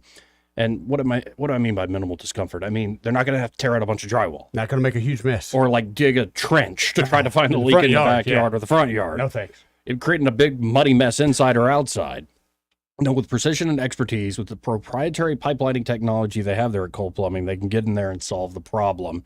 And of course, they can help you with everyday plumbing issues from clogged drain to low water pressure. Right. Or it could be you got a tree root invasion or a gas line leak, the sump pump ain't working. Or maybe you're looking to upgrade to, say, a tankless water heater system, or maybe a taller toilet. Could even go fancy with a bidet. I hear it makes you clean as a whistle. That's what I hear. Go paperless. Y'all check out Cole Plumbing today. You can always go to coleplumbing.com or give them a call at 279-8919. That's 279-8919. And just remember, folks, when you have trouble with your bowl, call on Cole, Joey. Let's go to line 5. You're on there. Who's this? Hey, it's Harris. Hey, Harris. How are y'all today? Pretty good. How you doing, man? All right. Kind of going back, I guess, was it last week, Joey, or week before you spoke to Mayor Reed? Was in the studio with you? Yeah, it's all blurred together. I think it was last week. He's talking about Alabama being the fourth most dangerous state. Right. So, yeah, you carve out part of Birmingham, you throw Bessemer out of there, and you throw Montgomery out of there, and we're probably somewhere north of 40. Well, and then also, could New York and Los Angeles report their crime stats? There'd be an idea. I mean, I thought y'all were joking. He just said that. I was like, for what? Rattlesnakes, man? I mean, come on. Yeah. Right. Well, what I was going to say about that, yeah, there's certain parts, maybe the west side of 65 and northern part of Birmingham. You stay out of there. You're going to be pretty safe. Don't go to Bessemer, period. Right. But in Montgomery, Alabama, you could get your ass shot anywhere. I don't care if it's the west side of Montgomery. McGee Road this morning. I don't know if the person passed away. Out on Eastdale, Montgomery is just kind of an anomaly. You can get killed anywhere. Mm-hmm. It's true. Well, Montgomery's small enough that the crime can travel with ease. Yep. You don't have that in larger metros. True. That's true. Yeah. Well, I'm in the part of town that you are, and believe it or not, I almost kind of feel safe to go right through here. Yeah, man. Gunshots or fireworks. My favorite game. Oh yeah, yeah. So goodness. Anyway, it's ridiculous, and I guess the mayor went to the Barack Obama school of filibustering because, my God, I've never seen a gentleman that you can ask a question, that could be about one sentence answer, and he'll go on for 4 minutes. Crazy. Yep. Still not get the answer. Yeah, I was going to say, and somewhere not get a yes or no. Just kind of give up on it. Yeah. Yeah. Well, he's going to give the answer he gives, not the one we necessarily want. But I appreciate it. Hey, thank you, Harris. Thank y'all. 272-9228. Let's go to line 1. Right. You're on there. Who's this? Oh, it's me. Hey, Crawdaddy. I wanted a favor, Mr. Joey. Crawdad here. Please, if you would, reconsider that 1 minute rule that you have on me for talking on your show. Sometimes it might take me more than a minute to articulate what I'm thinking. I don't have that rule for you. You can talk. Go on forever if you want, buddy. Well, not forever. Come on, I'd listen to him read a phone book. I appreciate that. I just seem to notice that none of your other callers seem to have the 1 minute restriction, or they're pontificating and things. So I don't want to pontificate. I just want to talk more than 60 seconds on something. Who put this rule on you? I didn't put this rule on you. I mean, it's been 45 seconds and he hasn't said anything yet. That's so a good may point. Get one here pretty soon. Okay. So here, one, I am going to ask you to please, the Second Amendment, where could one of you gentlemen quickly just read, because that was condense so much from the Federalist Papers where they explain so much, but when they part it down to what they could fit on that one piece of hemp paper, please tell me, what does it say for the listener again about the Second Amendment being necessary for the free? Read it, please. I want to ask a question. Okay, well, I was doing something else. Let's just pull up the Second you're a Amendment. multitasking person. Yeah, somebody was asking about Sheriff Harrell on the show, and I was giving him a link. A well-regulated militia being necessary to the security of a free state, the right of the people to keep and bear arms shall not be infringed. Thank you. So, question, semantically speaking, at the time that those gentlemen came up with that, I think, in my opinion, that well-regulated is in the sense of a clock, because that's what a regulator is. If you have a clock, keep it regular, yeah. The pendulum, it makes sure that things work smoothly in a timely manner. It keeps time. It will not error. It will not err, err. I don't think it was the same thing as who wants to do it, where regulating, I mean, we'll tell you what you can and cannot do, where and when. But necessary for a free state, I think, and that's the whole idea, is we don't care about your free state. We more control. Now, please allow one more 45-second, please. Sure. Thank you. I sent both you and the fish head guy right there. I love you, Eddie. I like your shirts, too. I get so easily. 45 minutes, I might hold to speak for seconds. I wanted to get right in there. The kids that are going around, there's some crazies right there. Mm-hmm. I sent both of you a link for article. Take a look at it. Okay. It's about how it's so easy to convert the standard Glock pistol that everybody wants to have to having the literally fully automatic at just dropping one little piece of metal in it. That's a thing here in Montgomery. I have heard it myself. Glock switch, yeah. On when the gentleman a moment ago was speaking about McGee Road, from my advantage where I live, I can hear all kind of traffic. McGee, Perry Hill, Carmichael. I hear so much here in Midtown, and I hear select fire, and I'm like, that is not a that is not AK. AR, that's pistol stuff and being converted. And it is easy for these people to get it. And that's a thing. When we were kids, you wanted a Frisbee. Oh, if you were lucky, you got a daddy who gave you skateboard.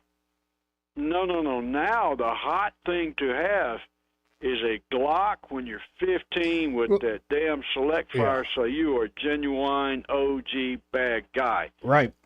That's what's happening in this town. It scares me. Well, and it's not just it increases the rate of fire, it makes it incredibly inaccurate.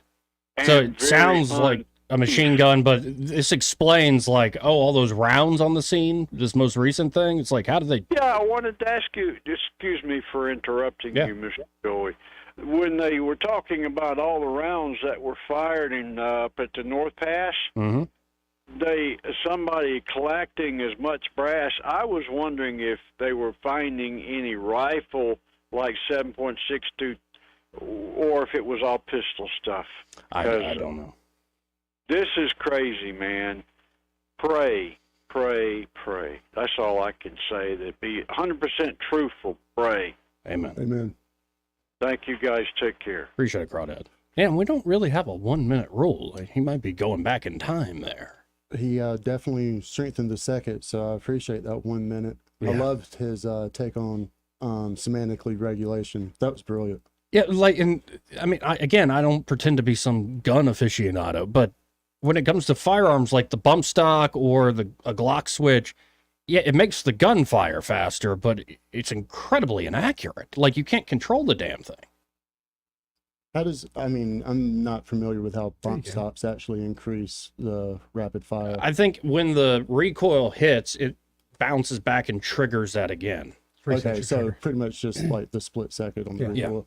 Yeah, I mean, but so the gun's not stable in your grip if that's what's going on. That's not wise.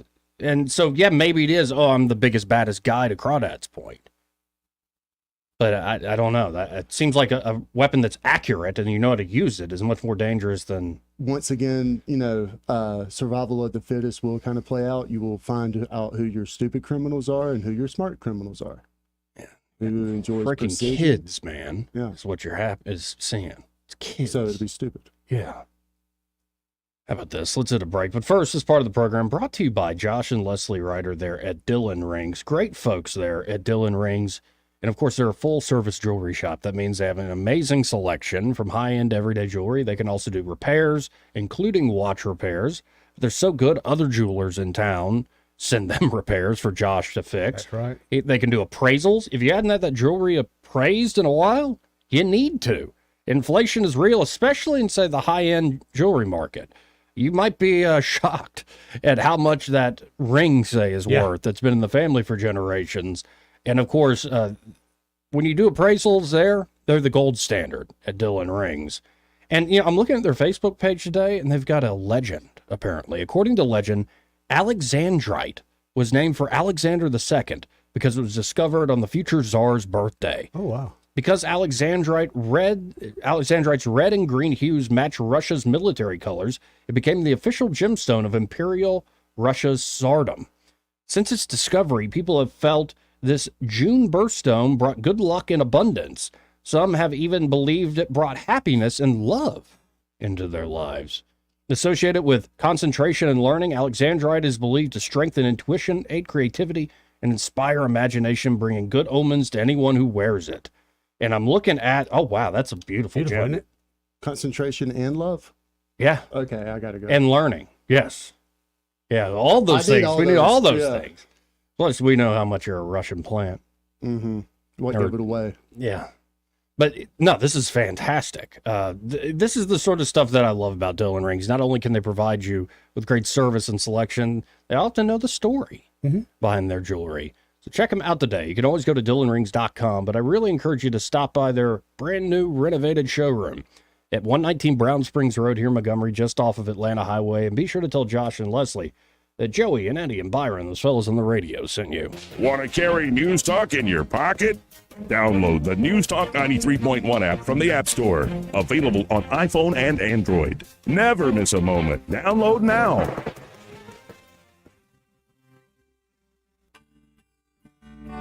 What's your biggest investment?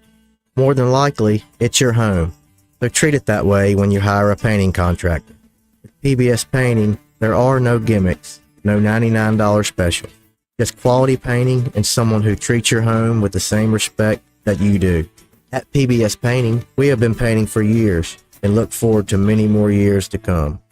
With PBS Painting, the job gets prepped properly, whether it's cleaning, scraping, or priming. We always use quality products, which is a must for a quality paint job. So if you're looking for a painter that doesn't need upfront money and is on the job at all times, then please give me a call. Scott Bowers and PBS Painting, 294-5122. That's PBS Painting, 294-5122. Look at some of our work on Facebook at PBS Painting Montgomery. This is your roving reporter, and today I am talking with an elk. Hey man. Mr. Elk, I was just wondering, what do elk do to take care of their money? Well, like most smart folks, we call David Ernest. You mean Alabama's most favorite asset preservationist? That's him, man. We call him up at 334-279-7431 or 205-479-0839. I see. Yes, he is our preferred money man. The money man with the money plan. You've been paying attention. Well, could you give us those numbers one more time? 334-279-7431 or 205-479-0839. And I just want to try to give you a heads up, man. Oh, what's that? I'm not an elk. Not an elk, huh? Well, then, pray tell, what are you? Knights of Columbus. I am not even going to make a comment. Well, the baby liked it. Are you tired of the mainstream media's biased reporting? Do you want to stay informed on the news that really matters to you? Look no further than 1819 News. At 1819 News, we bring you the latest in Alabama news, politics, sports, culture, and more. We've assembled a team of journalists with Alabama values dedicated to the truth and the truth alone. Visit us at 1819news.com today. That's 1819news.com. Subscribe to our newsletter. Honest News, Alabama Values. Join us tomorrow from 11:30 to 12:30 at Mobility Plus Millbrook, right off of Highway 14 near Food Outlet, as we are collecting items for our Operation Help and Hope benefiting new cancer patients via the Cancer Wellness Foundation of Central Alabama. Drop off your donation of new in-packaging chemo comfort care bag items such as hard candy, fuzzy socks, puzzle books, lip balm, and Boost nutritional drinks. Weather is brought to you by the Johnny Adams Law Firm. I'm Johnny Adams with the Johnny Adams Law Firm, Alabama's personal injury law firm. Wishing you a fabulous day and a blessed evening. Stay weather alert. Well, hi, everybody. The intense heat continues. In fact, dangerous heat indices. Today's actual high temperature, 98 to 100, with the heat index near the 105 danger range. Good bit of sunshine today. The rain chance is 20% or less. The low tonight, 74. Spotty, scattered, random showers and storms, mostly in the afternoon and evening hours tomorrow and Thursday, with triple-digit heat indices. The actual high, 99 Wednesday, 96 Thursday. More excessive heat Friday. From the Blue Water Weather Center, this is Rich Thomas. Web Bobo with Capital Tractor. Soon we'll be moving to a brand new location in Montgomery. During our big moving sale, get a great deal on a Kubota with 0% APR up to 84 months with approved credit. Now through September 30th, 2024. See Capital Tractor in Montgomery or go to KubotaUSA.com for more details. This hour of news and views is brought to you by our good friends at Alabama Home Mortgage. Alabama Home Mortgage, 567-4223. Visit them on the web at myalabamahomemortgage.com. NMLS number 1586368. An equal housing lender. All the headlines the mainstream media won't touch. Your News Talk station. News Talk 93.1 FM WACV. Joey Clark. Welcome back to News and Views in the Afternoon. I'm Joey. That's Eddie in the blue, Byron in the whites, I suppose. And, well, it's sort of a light plaid pattern there. It's a good-looking shirt, man. No, I like that shirt. Just on camera, it's like calling an old sports match. Eddie's in the blue trunks, and, yeah, he's in the white trunks. So, or no trunks. No trunks. That's just that weird. Kind of party, why would you get into a wrestling ring with no pants on? Helping you to win? To win? Ain't nobody gonna wrestle you ain't got no pants on, and I am the victor. I'm gonna call it disqualification. Yeah, like that's not. You can't have it all hanging out there. Winner. This ain't a JJ Cale song. Just like if I've seen it on the videos. If the guys don't want to go to jail, they get butt naked, and the policemen are like, "You go arrested." What videos you watching, man? YouTube's. The Tickety Talk. So I think we need a little bit of a palate cleanser. All right. And so little aperitif. Yeah, like we played this yesterday, but I got a feeling we need to play it again because the debate is coming up Thursday night. Right. So this is Trump over the weekend laying out what he thinks might happen with this upcoming debate with Biden on Thursday night. Let's listen in together. We'll refer to him as Sleepy Joe because right now, as you know, it's been reported that right now Crooked Joe's gone to a log cabin to study, prepare. No, he didn't. He's sleeping now because they want to get him good and strong. So a little before debate time, he gets a shot in the ass, and that's. They want to strengthen him up. So he comes out. He'll come out. Okay. I say he'll come out all jacked up, right? All jacked up.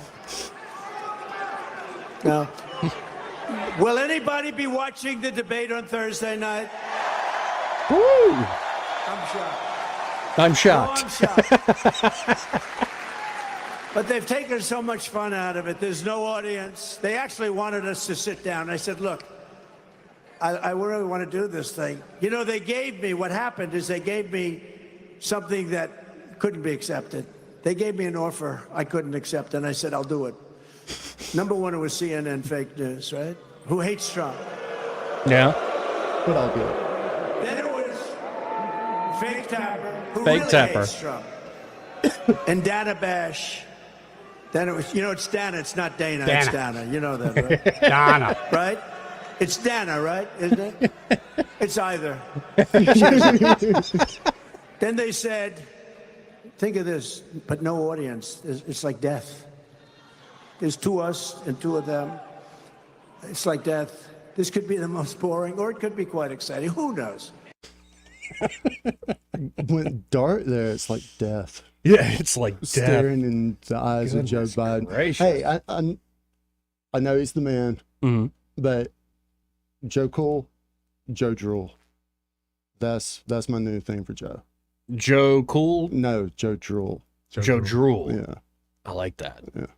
Yeah. Old Joe Drool.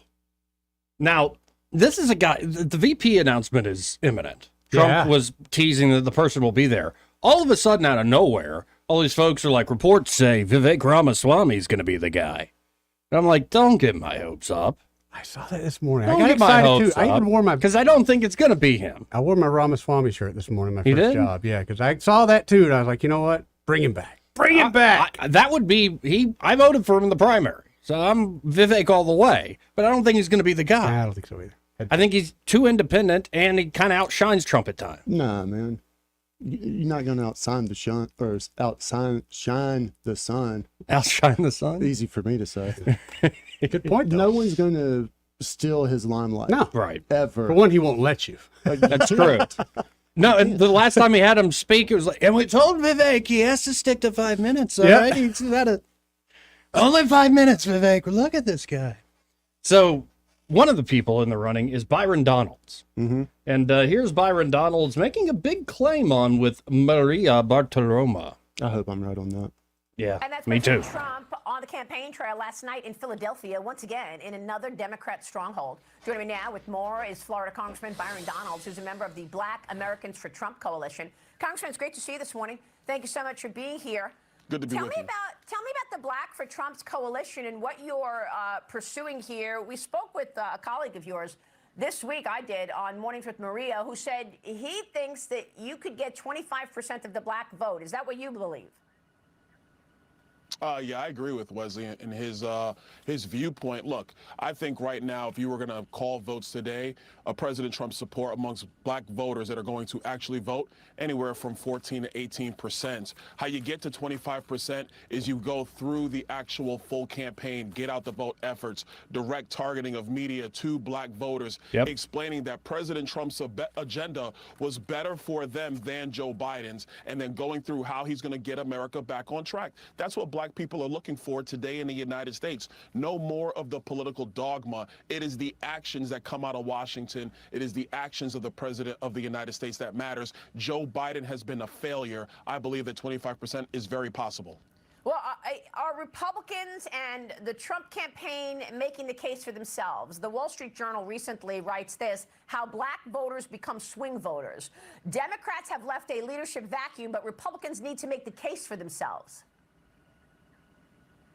No, I agree, and that's the part I'm talking about. That work that the Trump campaign is going to do, I believe, takes you from that 14, 18% area up to the 25% area. Look, during a campaign, you have to go make your case. You have to take your message to voters, and it's indicative of what happened in Philadelphia last night. President Trump is doing that. The campaign is focused, and it's ready to go. So what do we think? Do you think this is happy talk or realistic? I think it's real. I really do.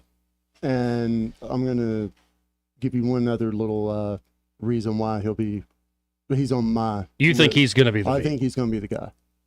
I saw that the Dems recently slid Florida back into toss-up.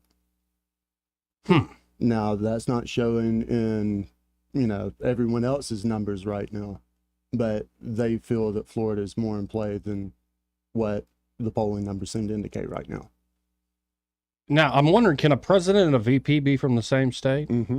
They can be. Okay. So, yeah, that could work. Now, I like Donalds. If of the cast that's been put out there, I like Donalds and Burgum. I don't like Burgum. You don't like Burgum? I don't think he does anything, man. Yeah? Just just does nothing? Nothing. I mean, like, actually, that for a VP. But that would be Just the need a fall guy, anti Palin. You don't want anyone getting out there and going rogue. Right. You want someone safe. But I think given the environment right now, creating your own momentum and tapping in to a younger audience and turning out a higher number of African Americans than what the Dems would like for the Republicans to be able to do. You can't underscore that or undervalue that. Yeah, I agree. And of the names that have been thrown out there of the short list, I think Donalds is my number one pick. The only the Scott thing out of the Carolinas, I think he would Tim Scott. He would probably do more to ensure turnout amongst the evangelical base. Okay. I can guarantee that. Yeah, I guess, and that makes sense. Tim Scott just doesn't speak to me. Right.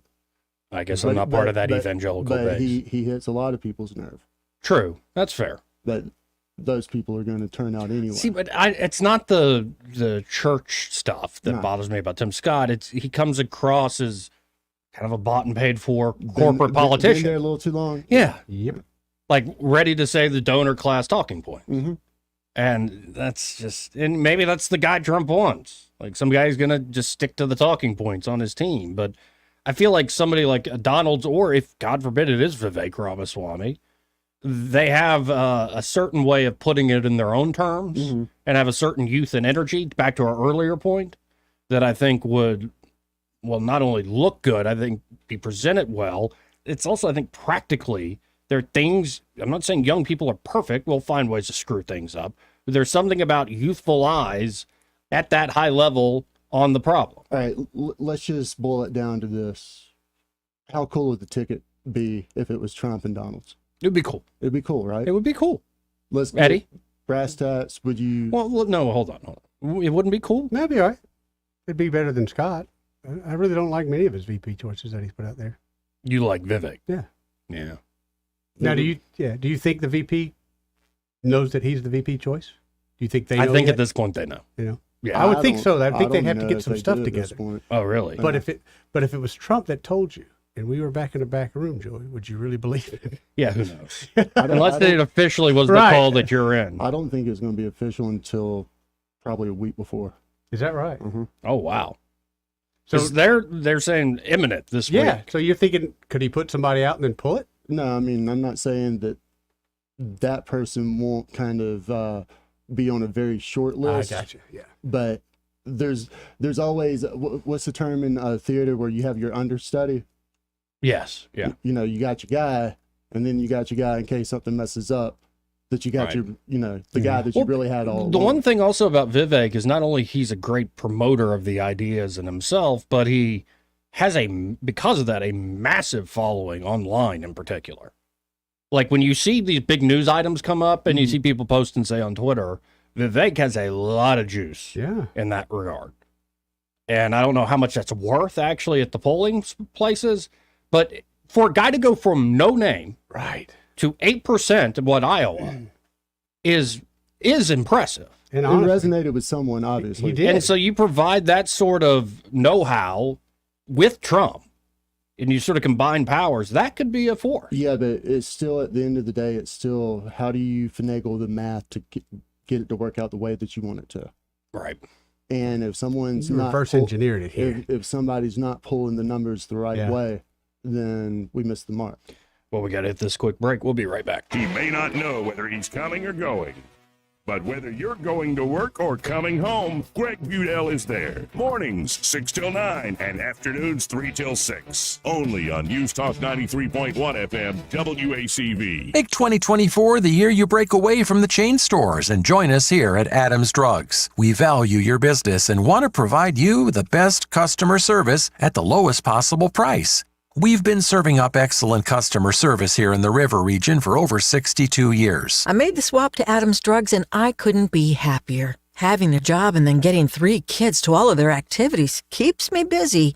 I don't have an hour to waste waiting on a prescription. At Adams, they know me and my family. I get in and out in minutes, and when I can't get by Adams, they'll bring the prescription right to my door. What are you waiting for? Come in to Adams Drugs and let us earn your business.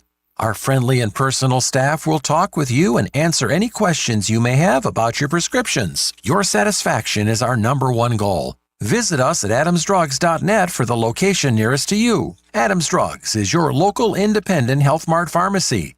Health Mart, taking... You love the feeling of coming home to a clean house? Let Southern Bell's cleaning service get your home in order. Families in the River region trust Southern Bells because they know Callan and Jesse will show up on time and believe in cleaning the old-fashioned way. They bring all their own supplies and specialize in full-service, residential, commercial, vacant properties, and construction cleanup. Estimates are always free. Call Southern Bells today at 546-0715 or follow them on Facebook at Southern Bells Cleaning River Region. This hour of News and Views is brought to you by our good friends at Alabama Home Mortgage. Alabama Home Mortgage, 567-4223. Visit them on the web at myalabamahomemortgage.com. NMLS number 1586368, an equal housing lender. We get Montgomery talking 24 hours a day. The River Region's most trusted voice. News Talk 93.1 FM WACV. Joey Clark. Welcome back. Now, another aspect of the national race is going to be, well, I'll just read the tweet from Vice President, is it Kamala? I always went with Kamala. But that's like the WWE guy. Maybe that's why it sounded so familiar. And whenever you say Kamala, you got to say it like Vince McMahon. Kamala! Like, you got to just go, girl. By the way, WWE is going, squirrel, WWE is going to be on Netflix? That's what I heard. And uncensored? Yeah. Woo! That's interesting. That's going to get some subscriptions going. I'll start watching again. That's actually kind of, that's intriguing. Anyway, Kamala Harris, Vice President of these here United States, says, quote, if Donald Trump gets the chance, he will sign a national abortion ban that would criminalize abortion in every single state. We are not going to let that happen. When Congress passes a law that restores the protections of Roe, President Joe Biden will sign it into law. Well, I love Twitter for this because that was a tweet. Oh. And if you just scroll down, there's a guy named David Sachs who just interviewed Trump on his podcast called All In. Yeah. And the Democrat on that panel, and he is a Democrat, asked Trump about this straight up. Oh. To put it simply, it's now up to the states. And like Ronald Reagan, I'm a believer in the exceptions, the 3 exceptions, as you know. And rape, incest, life of the mother, the danger for the life of the mother. And we have a situation now where it's in the states' hands, and the states are going to be voting. The last thing people want, the people are going to be voting. The last thing people want is for that to go back into the federal government. It was always fought, and very importantly, and people wanted it, they wanted it back in the states where it belongs legally and for a lot of other reasons. So you wouldn't support a national ban? No, I wouldn't support a national ban. No, I would not. Well, that's pretty, you could say, he's lying. He's lying. But that's pretty straight. He's lying, Joey. Fate, man. That's not really, Yeah, no, and it was funny that the Democrat on that panel, on that show, like they got done, it was about an hour with Trump, and they went another 40 minutes. What'd you think? What'd you think? And they're like, come on, man, you liked him, didn't you? He's like, well, I mean, he was good on the visa thing, and he was good on the... You liked him, didn't you? Well, he was trying to hedge, and finally got out of him. Like, yo, he did well in... These are all, I guess, Silicon Valley CEO business types, and he did very well in that setting. And that's actually a very hopeful thing for a next administration is Trump can pull from a talent pool of young, successful people, especially in that world. So unless the trends are just wrong and the polls are just wrong, and who knows what will happen in the next few months, maybe World War III breaks out. That helps him. Yeah, actually, it might. It would. Yeah. Well, we'll see. There's just a lot of moving parts of this. Hope. I've been trying to spit out the word. Is there hope for Trump? I don't know if he needs hope. No, I'm talking about the everyday person's like, they're going to steal it again. It's like they stole it last time. That sort of mentality that's very widespread. Is there actually hope for those folks? Oh, do you mean that they might feel comfortable in knowing that he's going to be elected the next president? Yeah. Probably not until he's actually... They're doubting Thomas. That's me. Yeah. What's January changed? the 20th.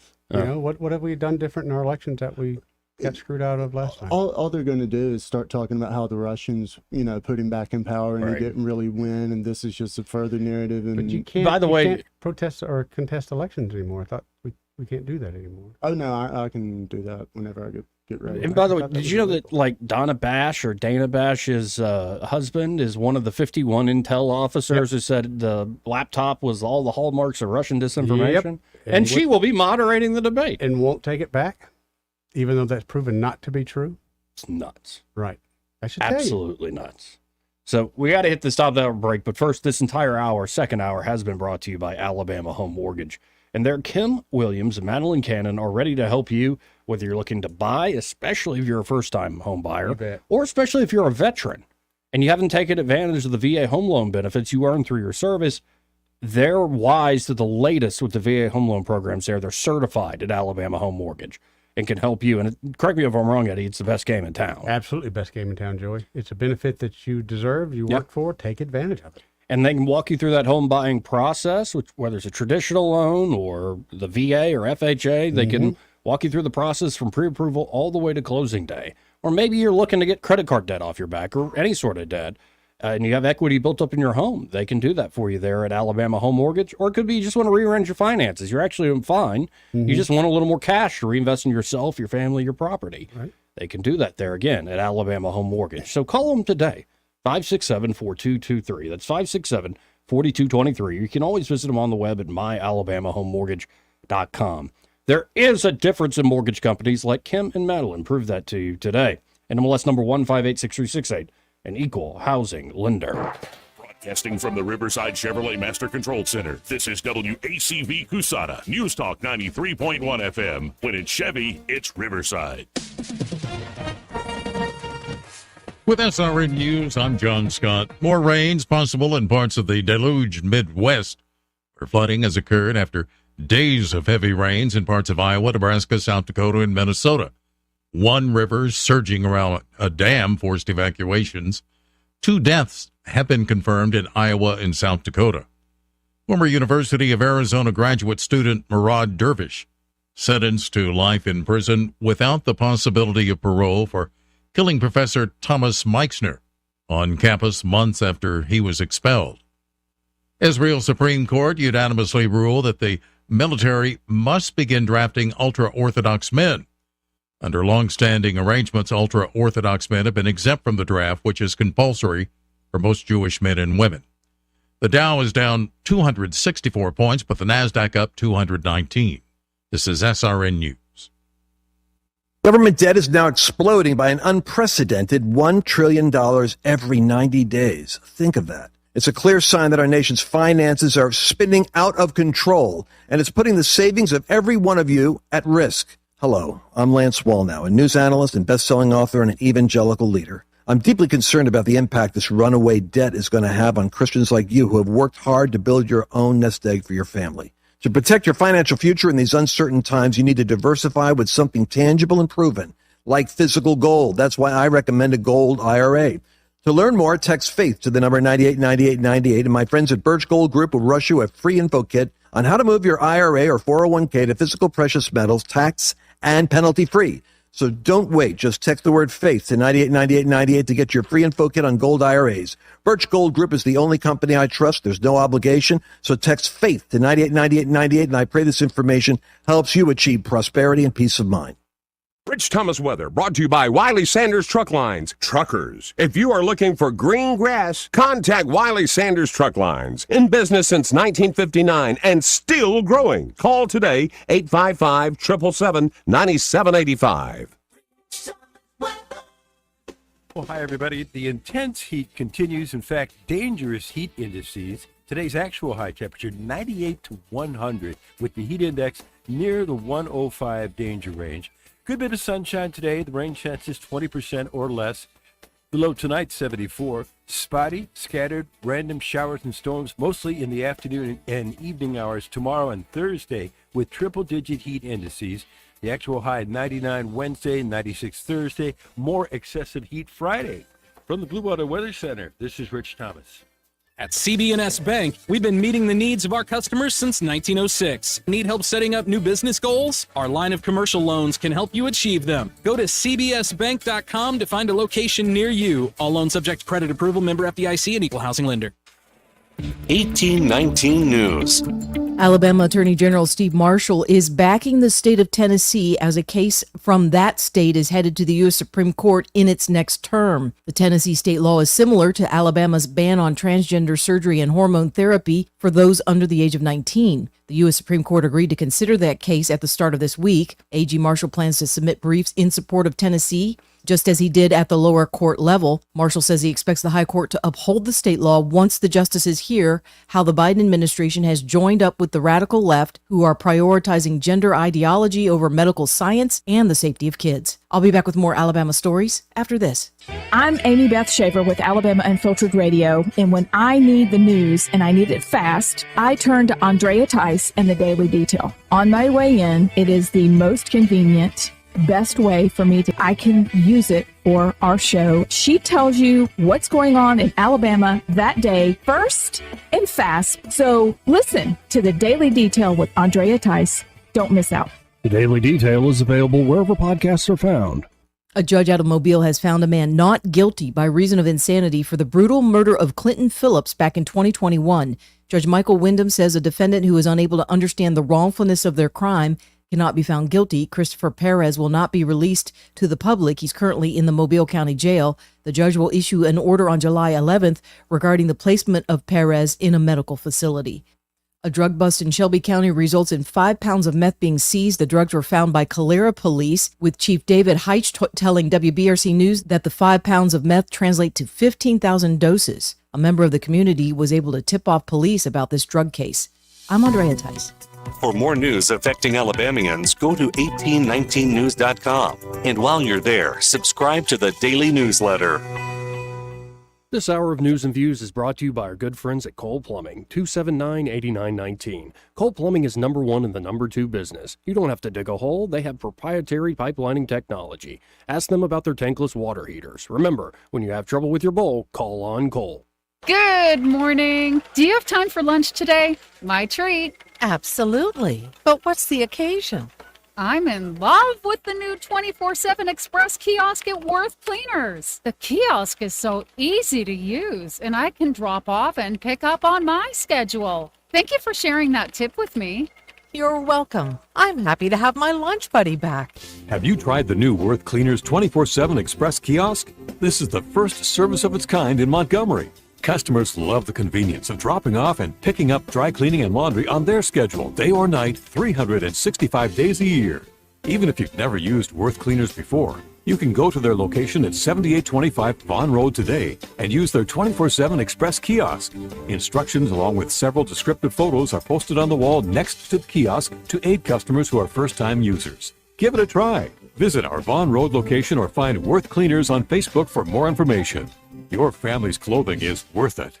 The views and opinions of the following program are solely those of the host and other contributors. These do not necessarily represent those of Liberty Acquisitions 825, Blue Water Broadcasting, its management, staff, or any advertisers.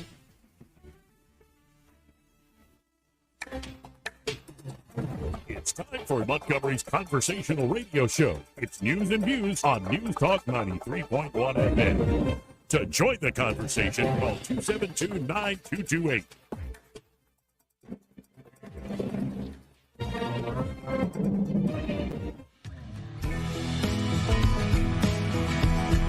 Hey, miss, I don't mean to be telling tales out of school, but there's a fella in there who'll pay you $10 if you sing into his can. I'm not here to make a record, you dumb cracker.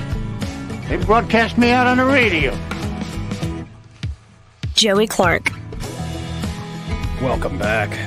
Final hour of the program. I do feel good today. I mean, sometimes folks are like, why are you yelling so much? And it's like, because I feel good. I feel the energy. In the words of Jerry Reed, when you're hot, you're hot. When you're hot, you're hot? When you're hot, you're hot. Well, I was, we hadn't mentioned anything from 1819 News today, but there is some stuff ready. Yeah. I'm looking at, they always refresh the page, by the way, folks, a little after 2 o'clock. Okay. Or right at 2 o'clock. Sometimes a slight difference or delay in the time. But I'm looking at top headlines, of course, what we already covered. Montgomery Mayor Reed announces new interim police chief, public safety advisor as city crime draws continued criticism, written up by our friend Craig Monger. Love me some Craig. And again, this is the new chief. Mm-hmm. Well, the acting chief was John Hall. Right. He is now out. He is now named Jim Grayboys as the interim chief. And the former Mobile police chief, Lawrence L. Batiste, the fourth. So he's going to be advising the mayor from an outsider's perspective. We'll see if that changes much, if anything. But this is what? The fifth person now in that job in like the last 4 or 5 years. Fifth person in the, in the last 5 chief years. job. Yep. That's nuts. Look over to the right. I know it's from yesterday, but Birmingham mayor vacates assistant police and deputy chief. Indeed. That's also going on. Well, then in Selma, too, unless it's changed. Their chief of police Man, and their this has assistant like a gone. bad SEC, swapping defensive coordinators feel to it. Like, yeah. why Well, do I Lane feel Kiffin's still up in the I co-eds. feel too. like Muschamp's going to come, be the next police chief. Actually, I'd take That's the Muschamp worst or idea Kirby. right now. I'll take Yeah. Kirby Smart as our new police chief. Yeah, I Yeah. would too. You know, they have a plan, that's for sure. Let's stay away from Urban Meyer. I don't mind. We got enough going on right now. Poor Urban. Yeah, let's go with some defense. Poor Urban, yeah. I still remember that one video where it was like that guy was like naked in the background and it was a mirror and you could see him on the video call. Oh, that was freaking hilarious. Did anybody ever get an explanation what that guy's job was? No, what actually, he when was you all look at it about? closely, he's not fully naked. He just doesn't have a shirt on. And Naked I enough. think he's just a dude on a boat. Like they were hanging out, and it's like, dude, get out of my camera I got a shot. Zoom call. Or maybe coming they in were here. lovers. Who knows? Who knows? Urban played by a different set of rules, man. Mm-hmm. When his team lost and he was like, screw it, I'm going to the bar and not with my wife. Right. And look at here, who's dancing with me? Yeah. Yeah. Not my wife. We often don't talk sports on the show because, well, I'm not really all that into sports as much, like modern, keep up with it day to day. But I wonder, how's Bama going to do this year? Oh, we're going to be good, dude. Going to be good? Mm-hmm. That it's sort of that holdover from that legacy of Saban is still there, or He didn't the leave recruits? he didn't leave the cupboard bare, but the guy That's knows. true. I do believe he knows what he's doing. You got some. One of the What's the guy's name again from Washington? DeBoer. Yeah, okay. I'm horrible with pronunciation. The but former most coach of importantly, Alabama. Most importantly, his offensive line coach legit. They had one of the top-rated offensive lines when he was there the last couple of years. Brought him over, and according to the recruiting right now, that's where we're placing our emphasis. So, going back to Joe Pendry, I feel like this is going to probably be the best offensive line coach since Cristobal. What's your win-loss record going to be? I'm going to say we surprise some people and win one of the two that we're not supposed to. Really? Interesting. We'll beat Texas or Georgia. And that's what's also nuts. It's finally happening this year. What? It's Texas and Oklahoma jumping to the yeah. SEC. Oh yeah. Whew. That changes the whole dynamic. Well, That's interesting. Everything's changed. Yeah. Well, and how's Hugh Freeze doing at Auburn? He's Still need another year? He's not been fired yet, so that's a good thing. That's a good thing. Oh God! But Do you think Alabama have a better record than Auburn have this year? Mm-hmm. So Birmingham Mayor Randall Woodfin removed 2 members of Police Chief Scott Thurman's command staff. According to reports, the position of Assistant Police Chief and Deputy Chief were vacated. LaQuaylin Mack, who served as Assistant Police Chief, was appointed by Woodfin as the first woman to serve as Assistant Chief of Police in 2021. She has been with the department for 19 years. As second in command, Mack was in charge of policy oversight, recruitment and retention, strategic planning, budget administration, procurement, grant proposals, and special projects. Dang. And she also served as the personnel officer. That's too many hats. That's a lot of jobs. That's too many hats. Yeah. Sheila Fraser Finney, who served as deputy chief of the Investigative Bureau, has served with the department for nearly 30 years. She has managed programs such as the Community Safety Partnership Division, Community Service Division, and the Chaplaincy Program, and served as a detective. So, Lieutenant Rodarius Malden was appointed deputy chief of administration.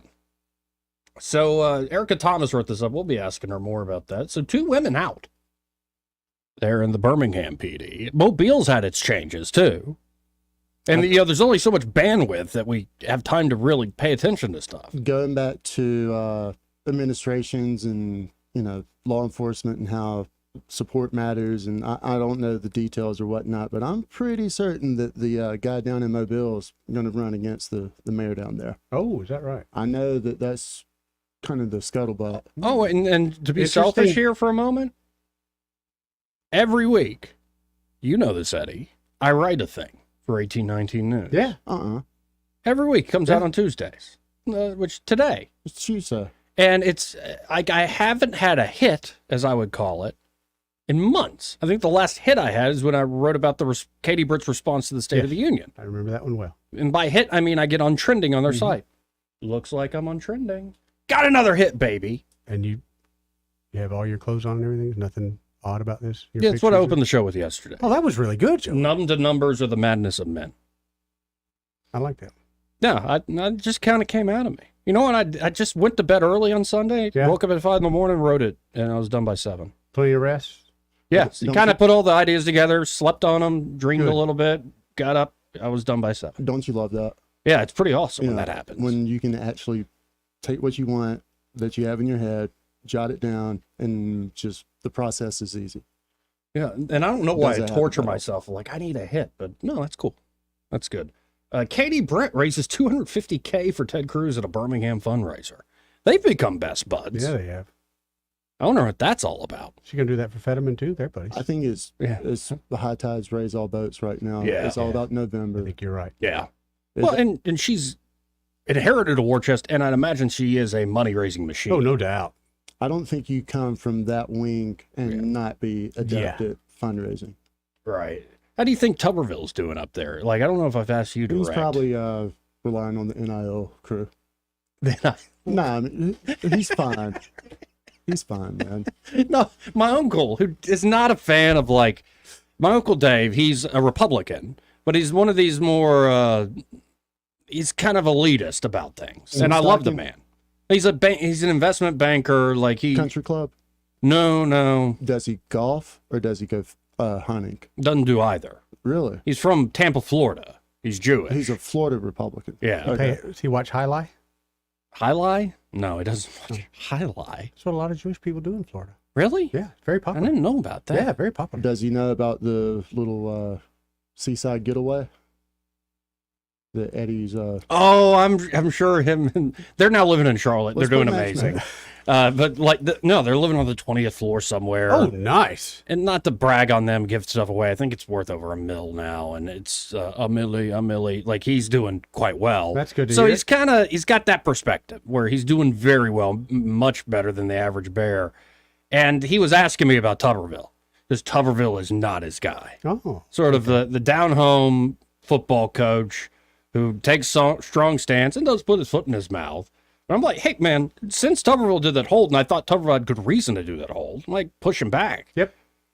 I think Tuberville's kind of been, you told me this, he's been a little radicalized since McConnell kind of threw him under the bus. I wouldn't say radicalized. I do really think that he understands now better that the power that one U.S. senator can have and wields it with confidence now. Well, but what I also mean is, like, I think the last time he was on the show, he said, Joey, honestly, it's just a bunch of Satanists up here. he does not like DC, it doesn't seem like. I'm sure he's got his friends up there and corners he can hang out in. But, yeah, he seems like he's playing a very different game than the junior senator. Now, you say friends, and I tried not to laugh at that. So there's the friends that you have before you get elected to office. Right. And then every other friend after that. Right. No, and I was more suggesting the friends before Right. he got elected. Yeah. Those are the people who, well, and also it's good to go back to the spouse and the family members and the people that who can bring you back down to earth. Mm-hmm. Those are the best things. Now, I'm generally, when I was asked point blank by my uncle, I'm like, no, I'm happy with both senators in their own way. They don't do everything that I like, but generally speaking, I've been surprised at how both of them have been in the national press so much. Man, I was getting calls from a couple of different states, from state legislative members, asking me if I could please talk to someone on the senator's staff, because he's got a general over there that won't, stop calling his phone and everything. So, I watch a lot of the media they put out, Mhm. and I really started laughing when Katie Britt was trying to promote her book, and was promoting her book effectively. She went on some, I think it was CBS. There was one of the big morning talk shows, and it was like one of those pre-recorded interviews, sit downs to talk about your book. They barely asked her about the book. And, I've gotten to know these people, so you start reading their faces. This female anchor asked her, so what do you think of Coach Tuberville's hold on all this stuff? And I swear Katie was about to rip that woman's head off. I think she said something diplomatic about, well, he does what he does, and Right. It's like, I'm on my media tour. Don't bring Tuberville into this. I haven't read Katie's book, but how much coverage is actually given to her time at Bama?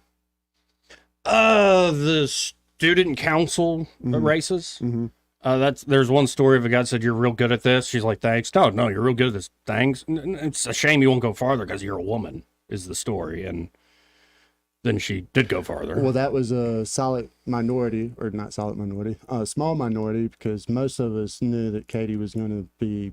Because you're contemporaries, Yeah, essentially. like you were there at Bama. We grew up 15, 16 miles away from each other in the Wiregrass. Okay. And, Wow. And Okay. sat beside each other, in some political science classes. And the book isn't all that political. It talks about Great city, by the way. it talks about living in the Wiregrass and a lot of the family life and the culture down there. It talks about She skipped the field parties, I assume. No, I think there was a whole story about not being invited to one or some backstabbing thing that happened. I don't know. Mean Girls? Field parties, huh? Yeah. Like hootenannies? Like the keg in the field. You go get your Oh, beer yeah, I know what from you're your talking older brother Yeah. and hide it in your automobile somewhere and get outside the city limits. Yeah, I went to Catholic and I did crap like that too. I mean, Yeah. everybody does that Yeah. around here. Let's go find a good field. Mm-hmm. Yeah. Away from the popo. No, and then there's stuff about going to law school and having a child, like at the same time. There's a lot about how she organizes messaging and stuff, which I think is somebody my age, anybody who's trying to be professional, is actually a very valuable part of the book. There's an entire chapter about how people are like, Wesley's actually really smart. Like he was great at math, and then people always looked at him like, oh, the dumb jock, but he's actually like quite with it. I mean, he's A whole chapter about that. He's so big that I'm not going to disagree with him. Yeah, no, and I have no issue with Wesley Brett. Every time I go to the State House, I run into the guy. If you go outside, you run into the guy. It's kind of like the sun. Yeah, the book's all right. He's massive. No, I was surprised at how it's not a political book. I mean, it shouldn't be. No, it was more like, kind of a basic memoir. It's a bio. I mean, her political resume is not that long. No, Shouldn't be in the I want to see Tuberville's memoir. Like, talk about the football days. I do Because too. people on podcasts are now, because he got all political, there's all these sour grapes from folks who he did wrong in the football world, which it's bound to happen. Come on. Like, you got to make a lot of decisions, cutting people and firing and hiring coaches. Well, that's the and- way he did business. I mean, over at Bama, everyone knew that Saban was going to play the best because that's the way we do things at Bama. So I'd love to get his, one of these days, I bet he's going to have somebody at least ghostwrite like a real good memoir tell-all of all those years, because I think that'd be a hell of a read. You could do volume 1 and 2, break it up like pre-Senate, post-Senate, or pre-Senate, and then after. Yeah, and then, like I said before, they do stuff that I'm like, I wouldn't have done that, but y'all got elected. It's your job. Which House member do you think would have the best book? Memoir? Yeah. Barry's too new. Barry Moore. But he had a good run in the state I like house. Barry. I bet he could tell some He's not stories. going to be my rep anymore. I Hey, you may move out of Montgomery. Maybe you're up soon enough. Maybe. Well, Dale Strong, again, I don't know enough about him. Former commissioner. Gary Palmer just seemed, I'm impressed with Gary Palmer, actually, his intelligence, like I think his capabilities, but I don't know how fascinating that book was. His bio, like his childhood, is pretty really, interesting. Really inspiring. Okay. Maybe I'm wrong. He grew up dirt poor. And he is where he is now, just on sheer ability, I think. Yeah, and we need to get him back on because he does represent north of here, Autauga and Elmore, both in that new District 6. And, I'm trying to, maybe Terry Sewell would have an interesting book. Honestly, she probably gets the nod for just straight interesting. Yeah, no, because let's say I partied, like I didn't go to Bama, but I'd party with guys from Bama. And then I was roommates with a guy who went to Bama, so I kept meeting all these folks, and he ended up being a staffer for Terry Sewell. I think he still is. Won't say his name, but I heard some stories. And she likes to have fun. As far as Democrats go, I like Terry. I do. She plays her interest well. No, that's a good question, though. Who would have the most interesting book? Because, a lot of times they do that to see if they're received well, to go a little higher up the ladder. Yeah, and it backfires, like with Kristi Noem. Or other state house members here in Alabama, if you write something, sometimes it can come back and catch you during an election season. Oh, because you wrote a thing about them. Yeah. Well, going back to the VP thing, I think that's part of the reason why you're going to see it held internally a little bit longer. Because as soon as a couple of true names get out, everything that's ever been done under the sun will be exposed.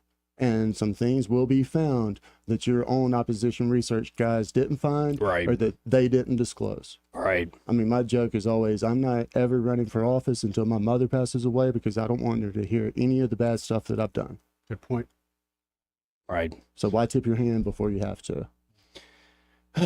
Well, just looking at all the leadership we have around here and all the representation, Oh, wait, well, maybe Mike Rogers has a story to tell. Maybe Robert Adderall.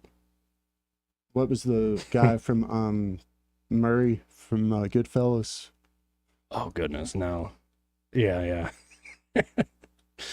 Yeah, it is one. I do wonder, because a lot of these folks are good, and rightfully so. This is the name of the game. They put on a public face, and you have a public persona.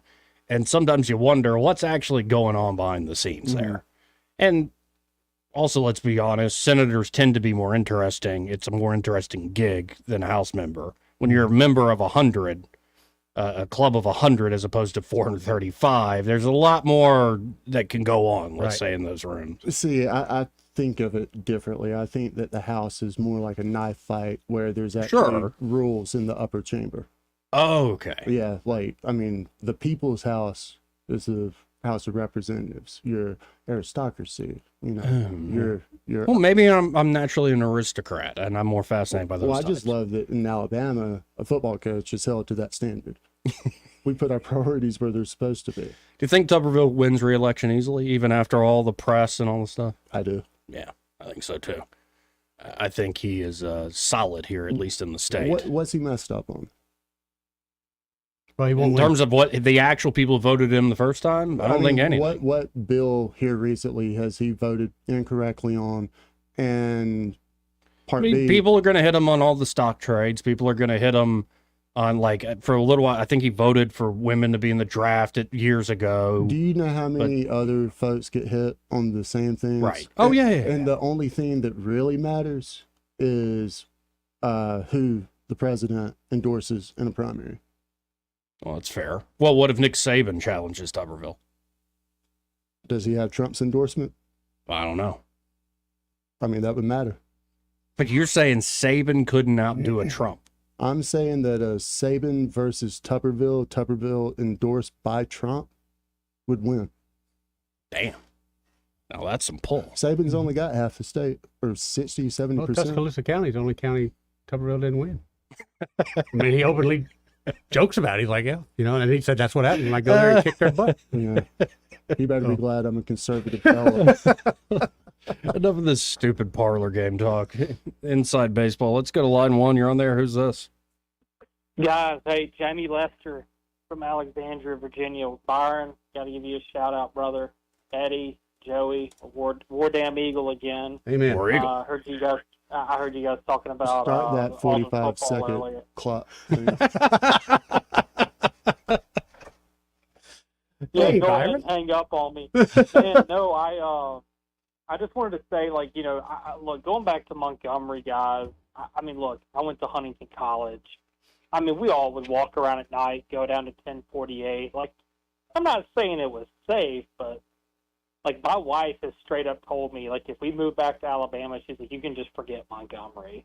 Like, Wow. we would take our chances in Birmingham or even going over to an Atlanta or somewhere. Like, I mean, not Atlanta proper, guys, but I'm saying, like, you know, the North Fulton, like Roswell, Johns Creek, that area. I mean, it's actually really sad to see.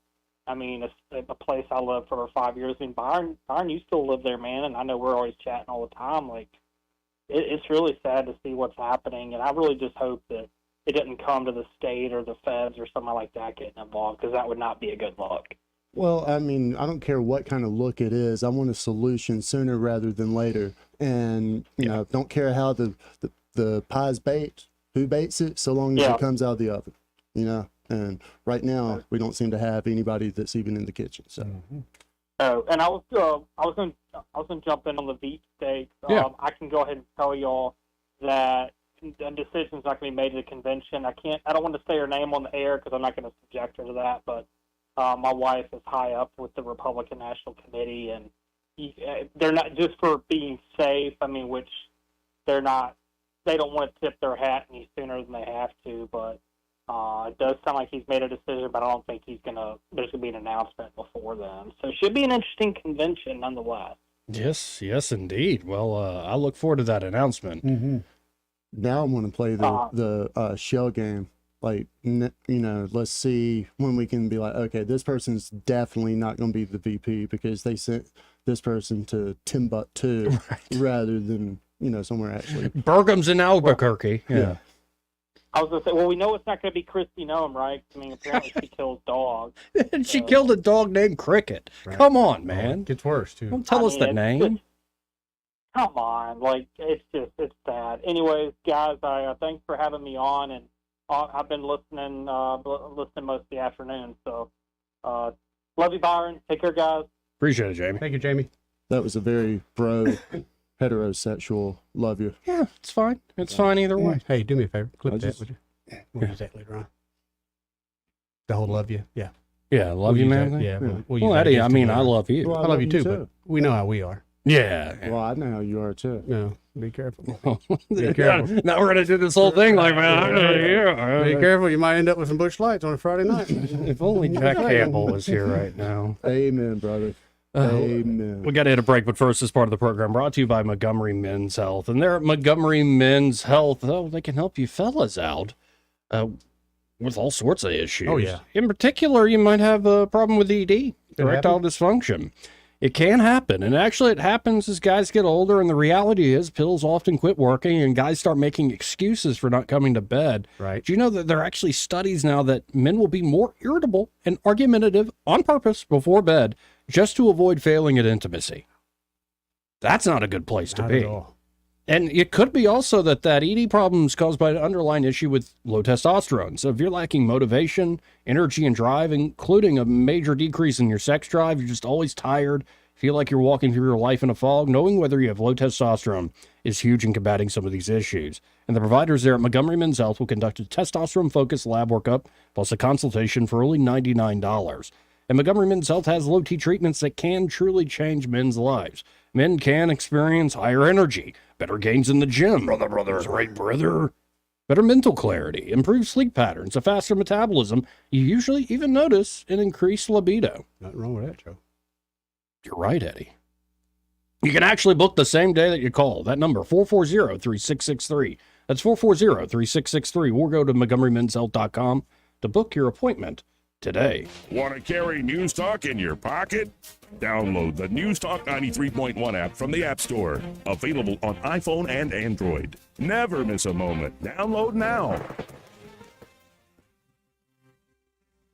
Montgomery Men's Health exists for guys who get it done. Let's talk, fellas. You solve problems all day at work. You fix your sink when it's broken. But when it comes to ED and low T, it doesn't get done. We get it. You hate going to the doctor, but you're the guy that fixes things. At Montgomery Men's Health, there's nothing to fear and no reason to delay. We've been destroying bedroom boredom for years. Our friendly, discreet team of medical providers will take the time to listen. So if you haven't fixed this, call us. When the pills fail, call us. If you feel like you've tried everything, call us. Here, there's hope. From the conventional to the next level. Imagine finally taking care of this with no surgery. Imagine going from feeling gray to living life in vibrant color. It's time to be confident. Join the thousands of guys who have found success after walking through our doors. Will you be one of them? Dial 334-440-3663 or go to MontgomeryMen'sHealth.com to schedule a $99 male performance consultation, including blood work. Do it for you. Do it for her. MontgomeryMen'sHealth.com. Book your appointment now.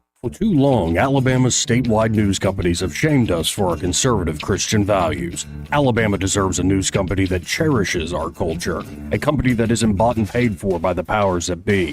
1819 News is that company. Run by Alabamians for Alabamians, 1819 News celebrates what is good and beautiful about our state, while exposing those who work against our values in secret. Just go to 1819news.com to learn more. Subscribe to our newsletter. That's 1819news.com. Did you know that 1 in every 3 people are expected to be diagnosed with cancer in their lifetime? 1 in 3. That's an astonishing statistic that impacts almost everyone. The Cancer Wellness Foundation of Alabama serves cancer patients in the River region and gives help and hope to those who need assistance on the road to recovery. This is where we come in. Blue Water Broadcasting and Riverside Chevrolet ask you to join us in our Operation Help and Hope. We're collecting items to go in chemo comfort care bags that are offered to all new cancer patients. Items we're collecting include new in packaging fuzzy socks, Boost nutritional drinks, blankets, digital thermometers, hard candy, pill boxes, travel size tissues, small hand sanitizers, lip balm, puzzle books, and pens. Starting June 24th, bring your donation to Riverside Chevrolet on 231 in Wetumpka. Riverside Chevrolet. When you think Chevy, think Riverside. Donate what you can. Operation Help and Hope from Blue Water Broadcasting and Riverside Chevrolet. To find out how you can help, go to newstalk931.com. This hour of News and Views is brought to you by our good friends at Cole Plumbing, 279-8919. Cole Plumbing is number 1 in the number 2 business. You don't have to dig a hole. They have proprietary pipelining technology. Ask them about their tankless water heaters. Remember, when you have trouble with your bowl, call on Cole. The Rich Thomas Weather Network is brought to you by Earnest Financial. If you're tired of losing your money in the stock market, call David Earnest, 334-279-7431. Earnest Financial, LLC. Well, hi, everybody. The intense heat continues. In fact, dangerous heat indices. Today's actual high temperature, 98 to 100, with the heat index near the 105 danger range. Good bit of sunshine today. The rain chance is 20% or less. Below tonight, 74. Spotty, scattered, random showers and storms, mostly in the afternoon and evening hours tomorrow and Thursday, with triple-digit heat indices. The actual high, 99 Wednesday, 96 Thursday. More excessive heat Friday. From the Blue Water Weather Center, this is Rich Thomas.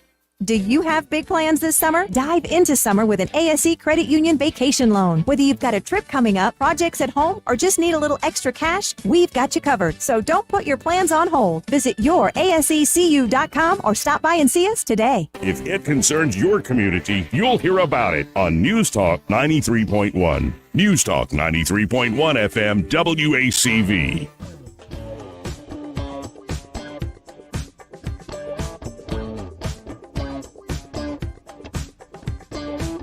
Joey Clark.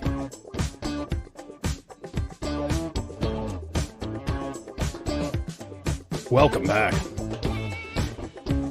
to News and Views in the Afternoon, or as we're calling this thing online, Joey Clark Live. And for all of you who might be tuning in online for the first time, this is just a humble talk radio show out of Montgomery, Alabama. Humble indeed. And we talk about all sorts of stuff. Of course, local news has been dominant lately with the crime issue. Again, folks, we will have Daryl Bailey in the studio tomorrow at 1, I believe. And then also Will Barfoot, State Senator, and State Representative Reed Ingram. And the conversation will be this crime trend, in particular the gunshots, the homicides, and how I just get tired of the statistics studies game. Like, no, there's a problem. Everybody can see the problem. Let's solve the problem. And I'm about to start yelling again. I'm trying not to because it's too damn hot in this studio to get all worked up again. But stop it with the finger pointing, everybody. Yeah, if I really get ticked off, it's when a politician insults my intelligence. To your point about, like, the statistics. Give me the raw numbers, man. Let me know how many people were actually shot. Don't give me year over year for the past 3 years. We've had an 8% drop. I don't care. That's how I know you're lying to me. Yeah. You're buffaloing because you're not telling me truth. You're going about something else. Yeah. Now, I want to go to the top story that was there at 1819 News this morning. Unsealed docs in Alabama trans youth treatment ban lawsuit show Biden administration's Rachel Levine, the guy who won Woman of the Year, lobbied transgender health group to remove minimum age limit for surgeries. Caleb Taylor wrote this up for 1819 News. Whoa, man. That headline. Right. Here's the story. Newly unsealed documents in a lawsuit against Alabama's transgender surgery ban for minors revealed the Biden administration lobbied against including minimum age requirements in the World Professional Association for Transgender Health. WPATH, I guess, is the acronym. This is Standards of Care for Surgeries. In April 2022, Governor Ivey, how's it shaking, sugar, signed VCAP into law, which prohibits doctors in Alabama from performing transgender operations or prescribing cross-sex hormones and puberty blockers to individuals under 19. Left-wing groups are currently suing the state of Alabama to try to get the law overturned. And I remember when they passed that, I was asking people like Becky Gerritsen, does this stop sort of hormone, anything that isn't like the cross-sex stuff? Like sometimes some of these things need to be used for other problems people might have. No. This is in particular the operations and cross-sex hormones and puberty blockers. Left-wing groups are currently suing, again, the state to try to get this overturned. Some discovery and deposition documents in the case were unsealed on Monday night. One of those documents showed internal communications of unnamed WPATH members developing a standard of care guidelines discussing lobbying efforts in 2022 from Biden administration officials such as Admiral Rachel Levine, who serves as the 17th Assistant Secretary for Health for the U.S. Department of Health and Human Services in Biden's cabinet. The issues of age and treatment has been quite controversial, mainly for surgery, and it has come up again.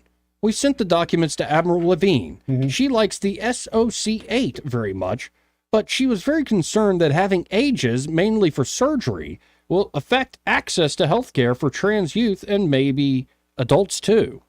One member in this memo wrote, apparently the situation in the U.S. is terrible, and she and the Biden administration worried that having ages in the document will make matters worse.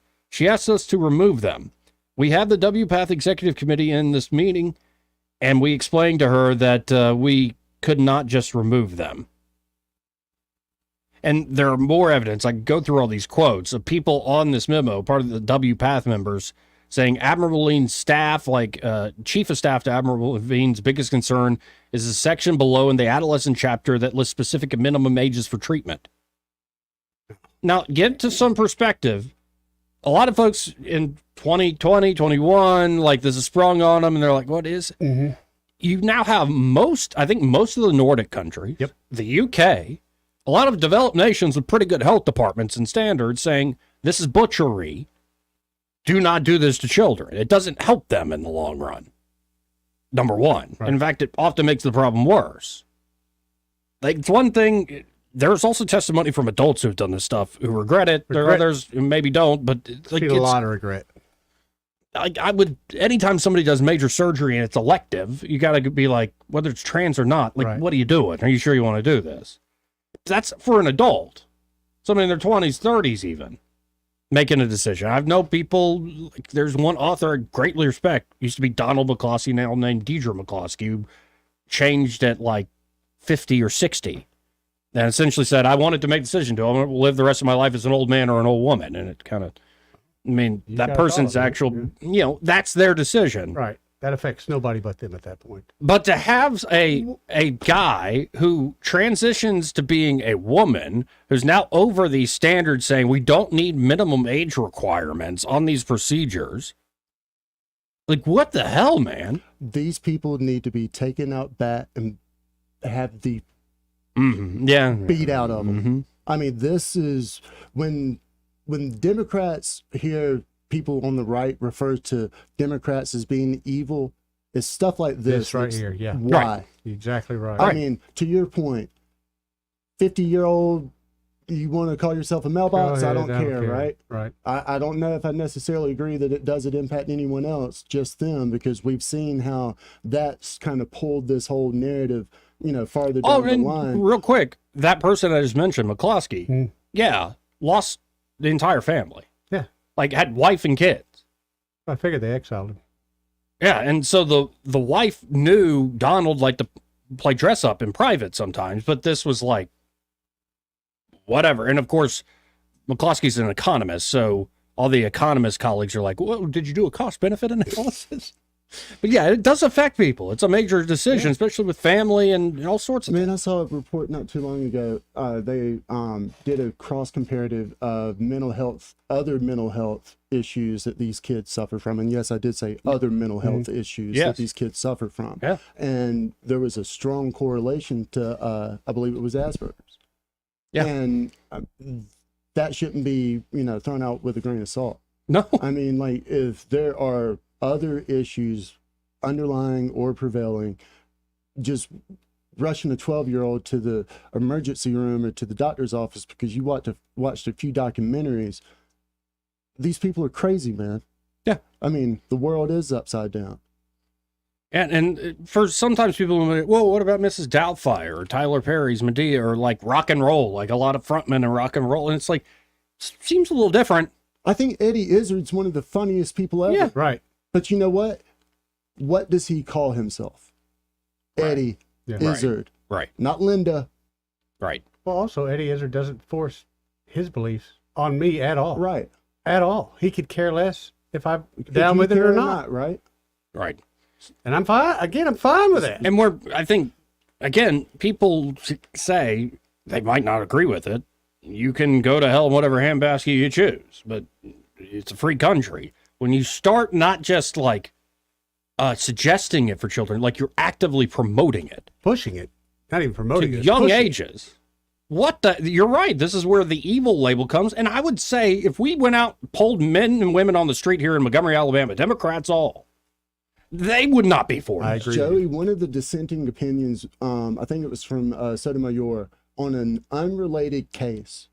It did not stem around whatever the treatment is called.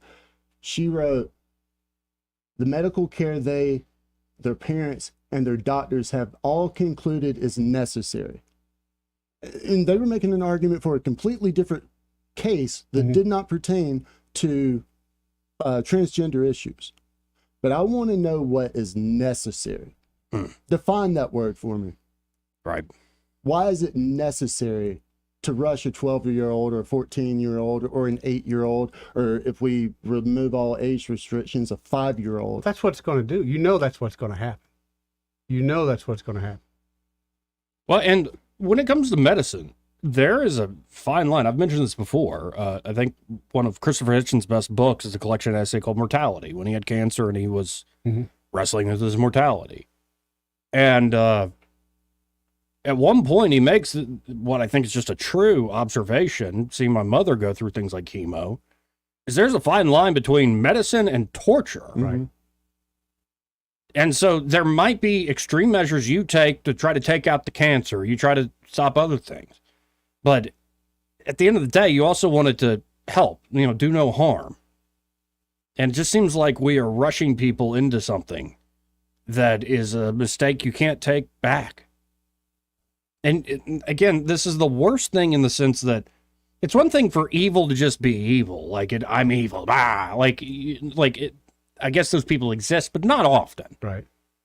The worst sort of evil is the one that takes your good motivations, like your compassion, like you want to protect and take care of your kid, and twist it to where you end up not taking care of your kid. In the name of taking care of your kid, you're doing something that's making the problem worse. Yep. I thought you were just going to say the worst form of evil is stupid evil. But well, stupid's one thing, too. You're That's saying it in a problem. more articulate way, I do believe. Yeah, I just hate the constant emphasis on compassion and ending suffering. Ironically, can sometimes end up to incredibly inconsiderate, harmful behavior. It's all fame, man. It's it's suffocating. It's like a suffocating helicopter mother, for instance. And it's just, and when you see other, again, developed nations that probably are to the left of the United States, like the UK, saying this is butchery, and can we use Finland as the model? I mean, if Finland's making people get the stupid bird flu vaccine now, and they're against this mutilation, can't we kind of use that as our litmus test? Right. Instead of Mississippi, can we just use Finland? And you got to remember, thank God for Elon Musk, because the enforcement of this stuff, of this ideal, this ideology was pretty strong. The Babylon Bee, the CEO of the Babylon Bee, Seth Dillon, just did a sit down on the Trigonometry podcast. Great conversation. I love that show. Two Brits, and they talked to all sorts of folks in the sort of new media world. And Seth Dillon, being the CEO of the Babylon Bee, was right there at like ground zero of cancel culture, where like, okay, Rachel Levine, who looks like a man, is named Woman of the Year. Right. And so they put out something, I can't even remember what the Bee puts out. I think they named her Man of the Year. That's what they did. That's what they did. They named Rachel Levine Man of the Year. Their account is locked, saying if you don't delete this, we will forever lock your account, Twitter said to them. Elon Musk actually calls them and said, this is true? They just locked you because of this? Because you made a joke and you disagreed with their... It was a major reason he bought Twitter. God bless. Freedom of speech, baby. But the fact that you can't make a joke, the fact you just can't disagree. Can't disagree. And it's like every other holier-than-thou, theocratic bullcrap that's ever been pushed on the world. This is why I like joking with people more than actually trying to take them to task. Because in joking, you can laugh at their stupidity, and eventually they know that you're not laughing with them. You're laughing at them. Yeah.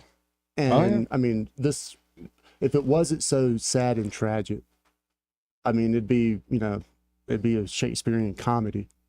Yeah. But this is asinine, and it is evil. Indeed. Let's hit a break, but first, this is part of the program, again, brought to you by Josh and Leslie Ryder there at Dillon Rings. And at Dillon Rings, well, they're ready to help you with all your jewelry needs. So again, that could be appraisals.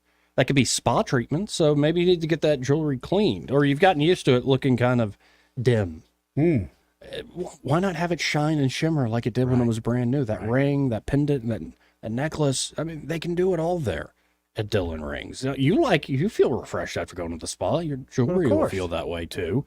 They can also do custom design work there. And Josh Ryder's, nobody is better than this guy. He is a true artist. And so if you dream up something, and it could be poignant, like you're wanting to remember somebody, a jewelry that you're going to wear every day, maybe lost a child, lost a parent, lost a loved one, and you want to remember them, you can do something like that. Maybe you want to get funky, fresh medallions that are matching with your best friends and go hang out on the town. You can do that. They can do it all there at Dillon Rings. So again, check them out. You can always go to DillonRings.com or just search for them on Facebook or Instagram. Right. But I really encourage you to stop by 119 Brown Springs Road, just off of Atlanta Highway. It's kind of where the old Fun Zone used to be. That's how I remember it. Oh, those were the days when I was a DJ at Fun Zone. But be sure to tell Josh and Leslie Ryder that Joey and Eddie and Byron, those fellas on the radio, sent you. He may not know whether he's coming or going, but whether you're going to work or coming home, Greg Budell is there. Mornings, 6 till 9, and afternoons, 3 till 6. Only on News Talk 93.1 FM, WACV. Hi, this is Bo Goodson from the Goodson Group. Selling a home in the river region in this market takes some planning and preparation to be successful. Here are some steps to take to get your home sold fast. Remember the 5 Ps. Prepare the home, fresh coat of paint inside and out, and complete any repairs needed. Professionally clean the home. A deep cleaning of floors, cabinets, windows, and blinds will leave a great impression for future buyers. Provide a home warranty for the buyer to give the buyer peace of mind after the closing. Provide a closing cost allowance for the buyer to help them be able to afford your home. Price your home to sell, not sit. A comparative market analysis from a local realtor will demonstrate what other properties have sold for in your neighborhood. Well-priced homes sell faster with less hassle. Houses are selling fast and sellers are getting top dollar. For all the answers, call Bo Goodson at the Goodson Group, 221-2883 or 551-0225. Hello, I'm Johnny Sullivan from Sinclair's Restaurant. We're almost 27 years, and our business is as good as ever, and I give credit to Blue Water Broadcasting for keeping us on the air and letting people know what we do. Advertising with them has been a huge help to our business. I've seen a uptick from day one. If you need to grow your business, I highly recommend you give them a call. Radio works. It's as simple as that. Call us to find out how radio can work for your business. Blue Water Broadcasting. Local folks helping local business. At Guardian Credit Union, we believe that banking should be personal, just like the relationships we build with members. Imagine a place where you're not just a credit score, but a valued part of our community. At Guardian, our dedicated team takes the time to listen, understand, and tailor financial solutions that fit your unique needs. From buying a car to saving for college and even starting a small business, we've got you covered. Come experience the Guardian difference and let's achieve your financial goals together. Guardian Credit Union, where you belong. Federally insured by NCUA. This hour of News and Views is brought to you by our good friends at Cole Plumbing, 279-8919. Cole Plumbing is number one in the number two business. You don't have to dig a hole. They have proprietary pipelining technology. Ask them about their tankless water heaters. Remember, when you have trouble with your bowl, call on Cole. News and talk without the static. The River Region's most trusted voice. News Talk 93.1 FM WACV.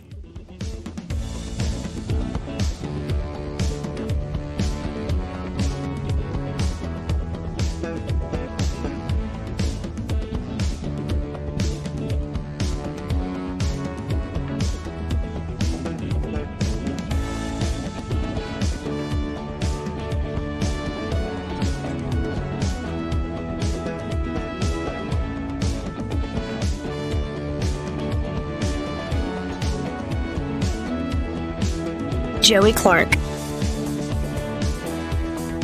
Welcome back to News and Views in the afternoon.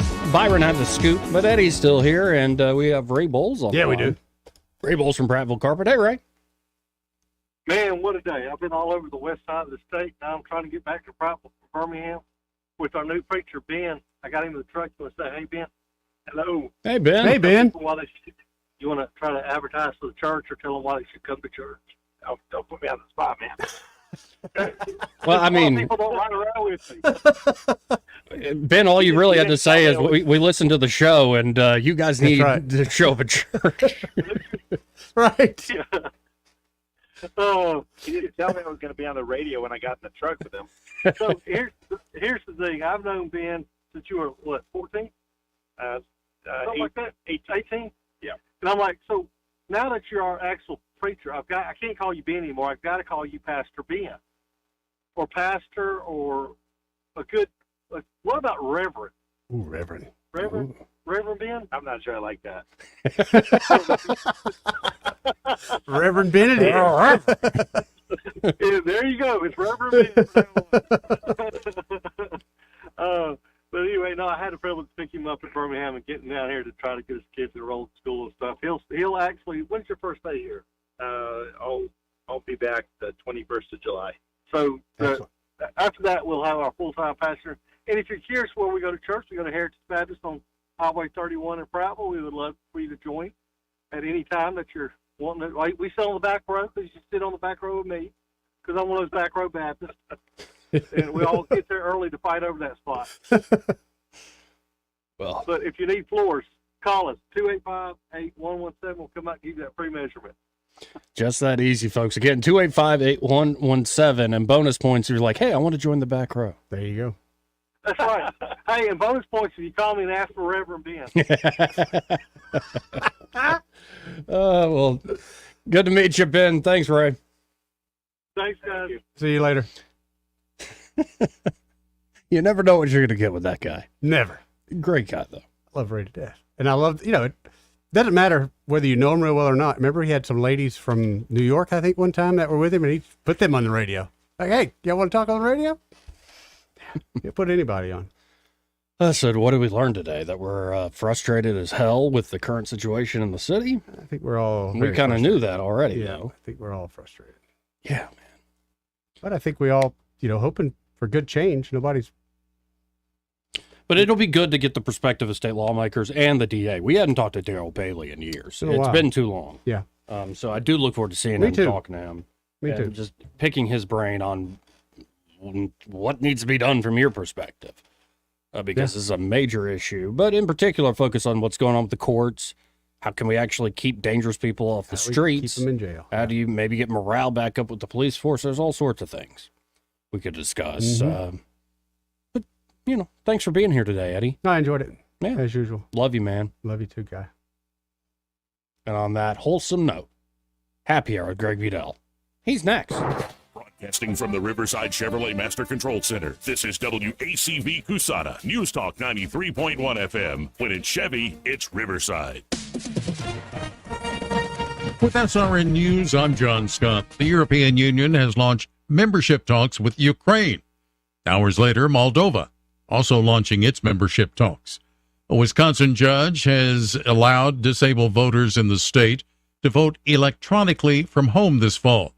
Dane County Judge Everett Mitchell issued a temporary injunction that allows voters who self-certify that they can't read or mark a paper ballot without assistance to request absentee ballots via mail for the November presidential election. Tesla recalling its new Cybertruck pickup for the fourth time to fix problems with trim pieces that can come loose and failing front windshield wipers. The new recall covers more than 11,000 trucks. The Dow is down 265 points now. This is SRN News.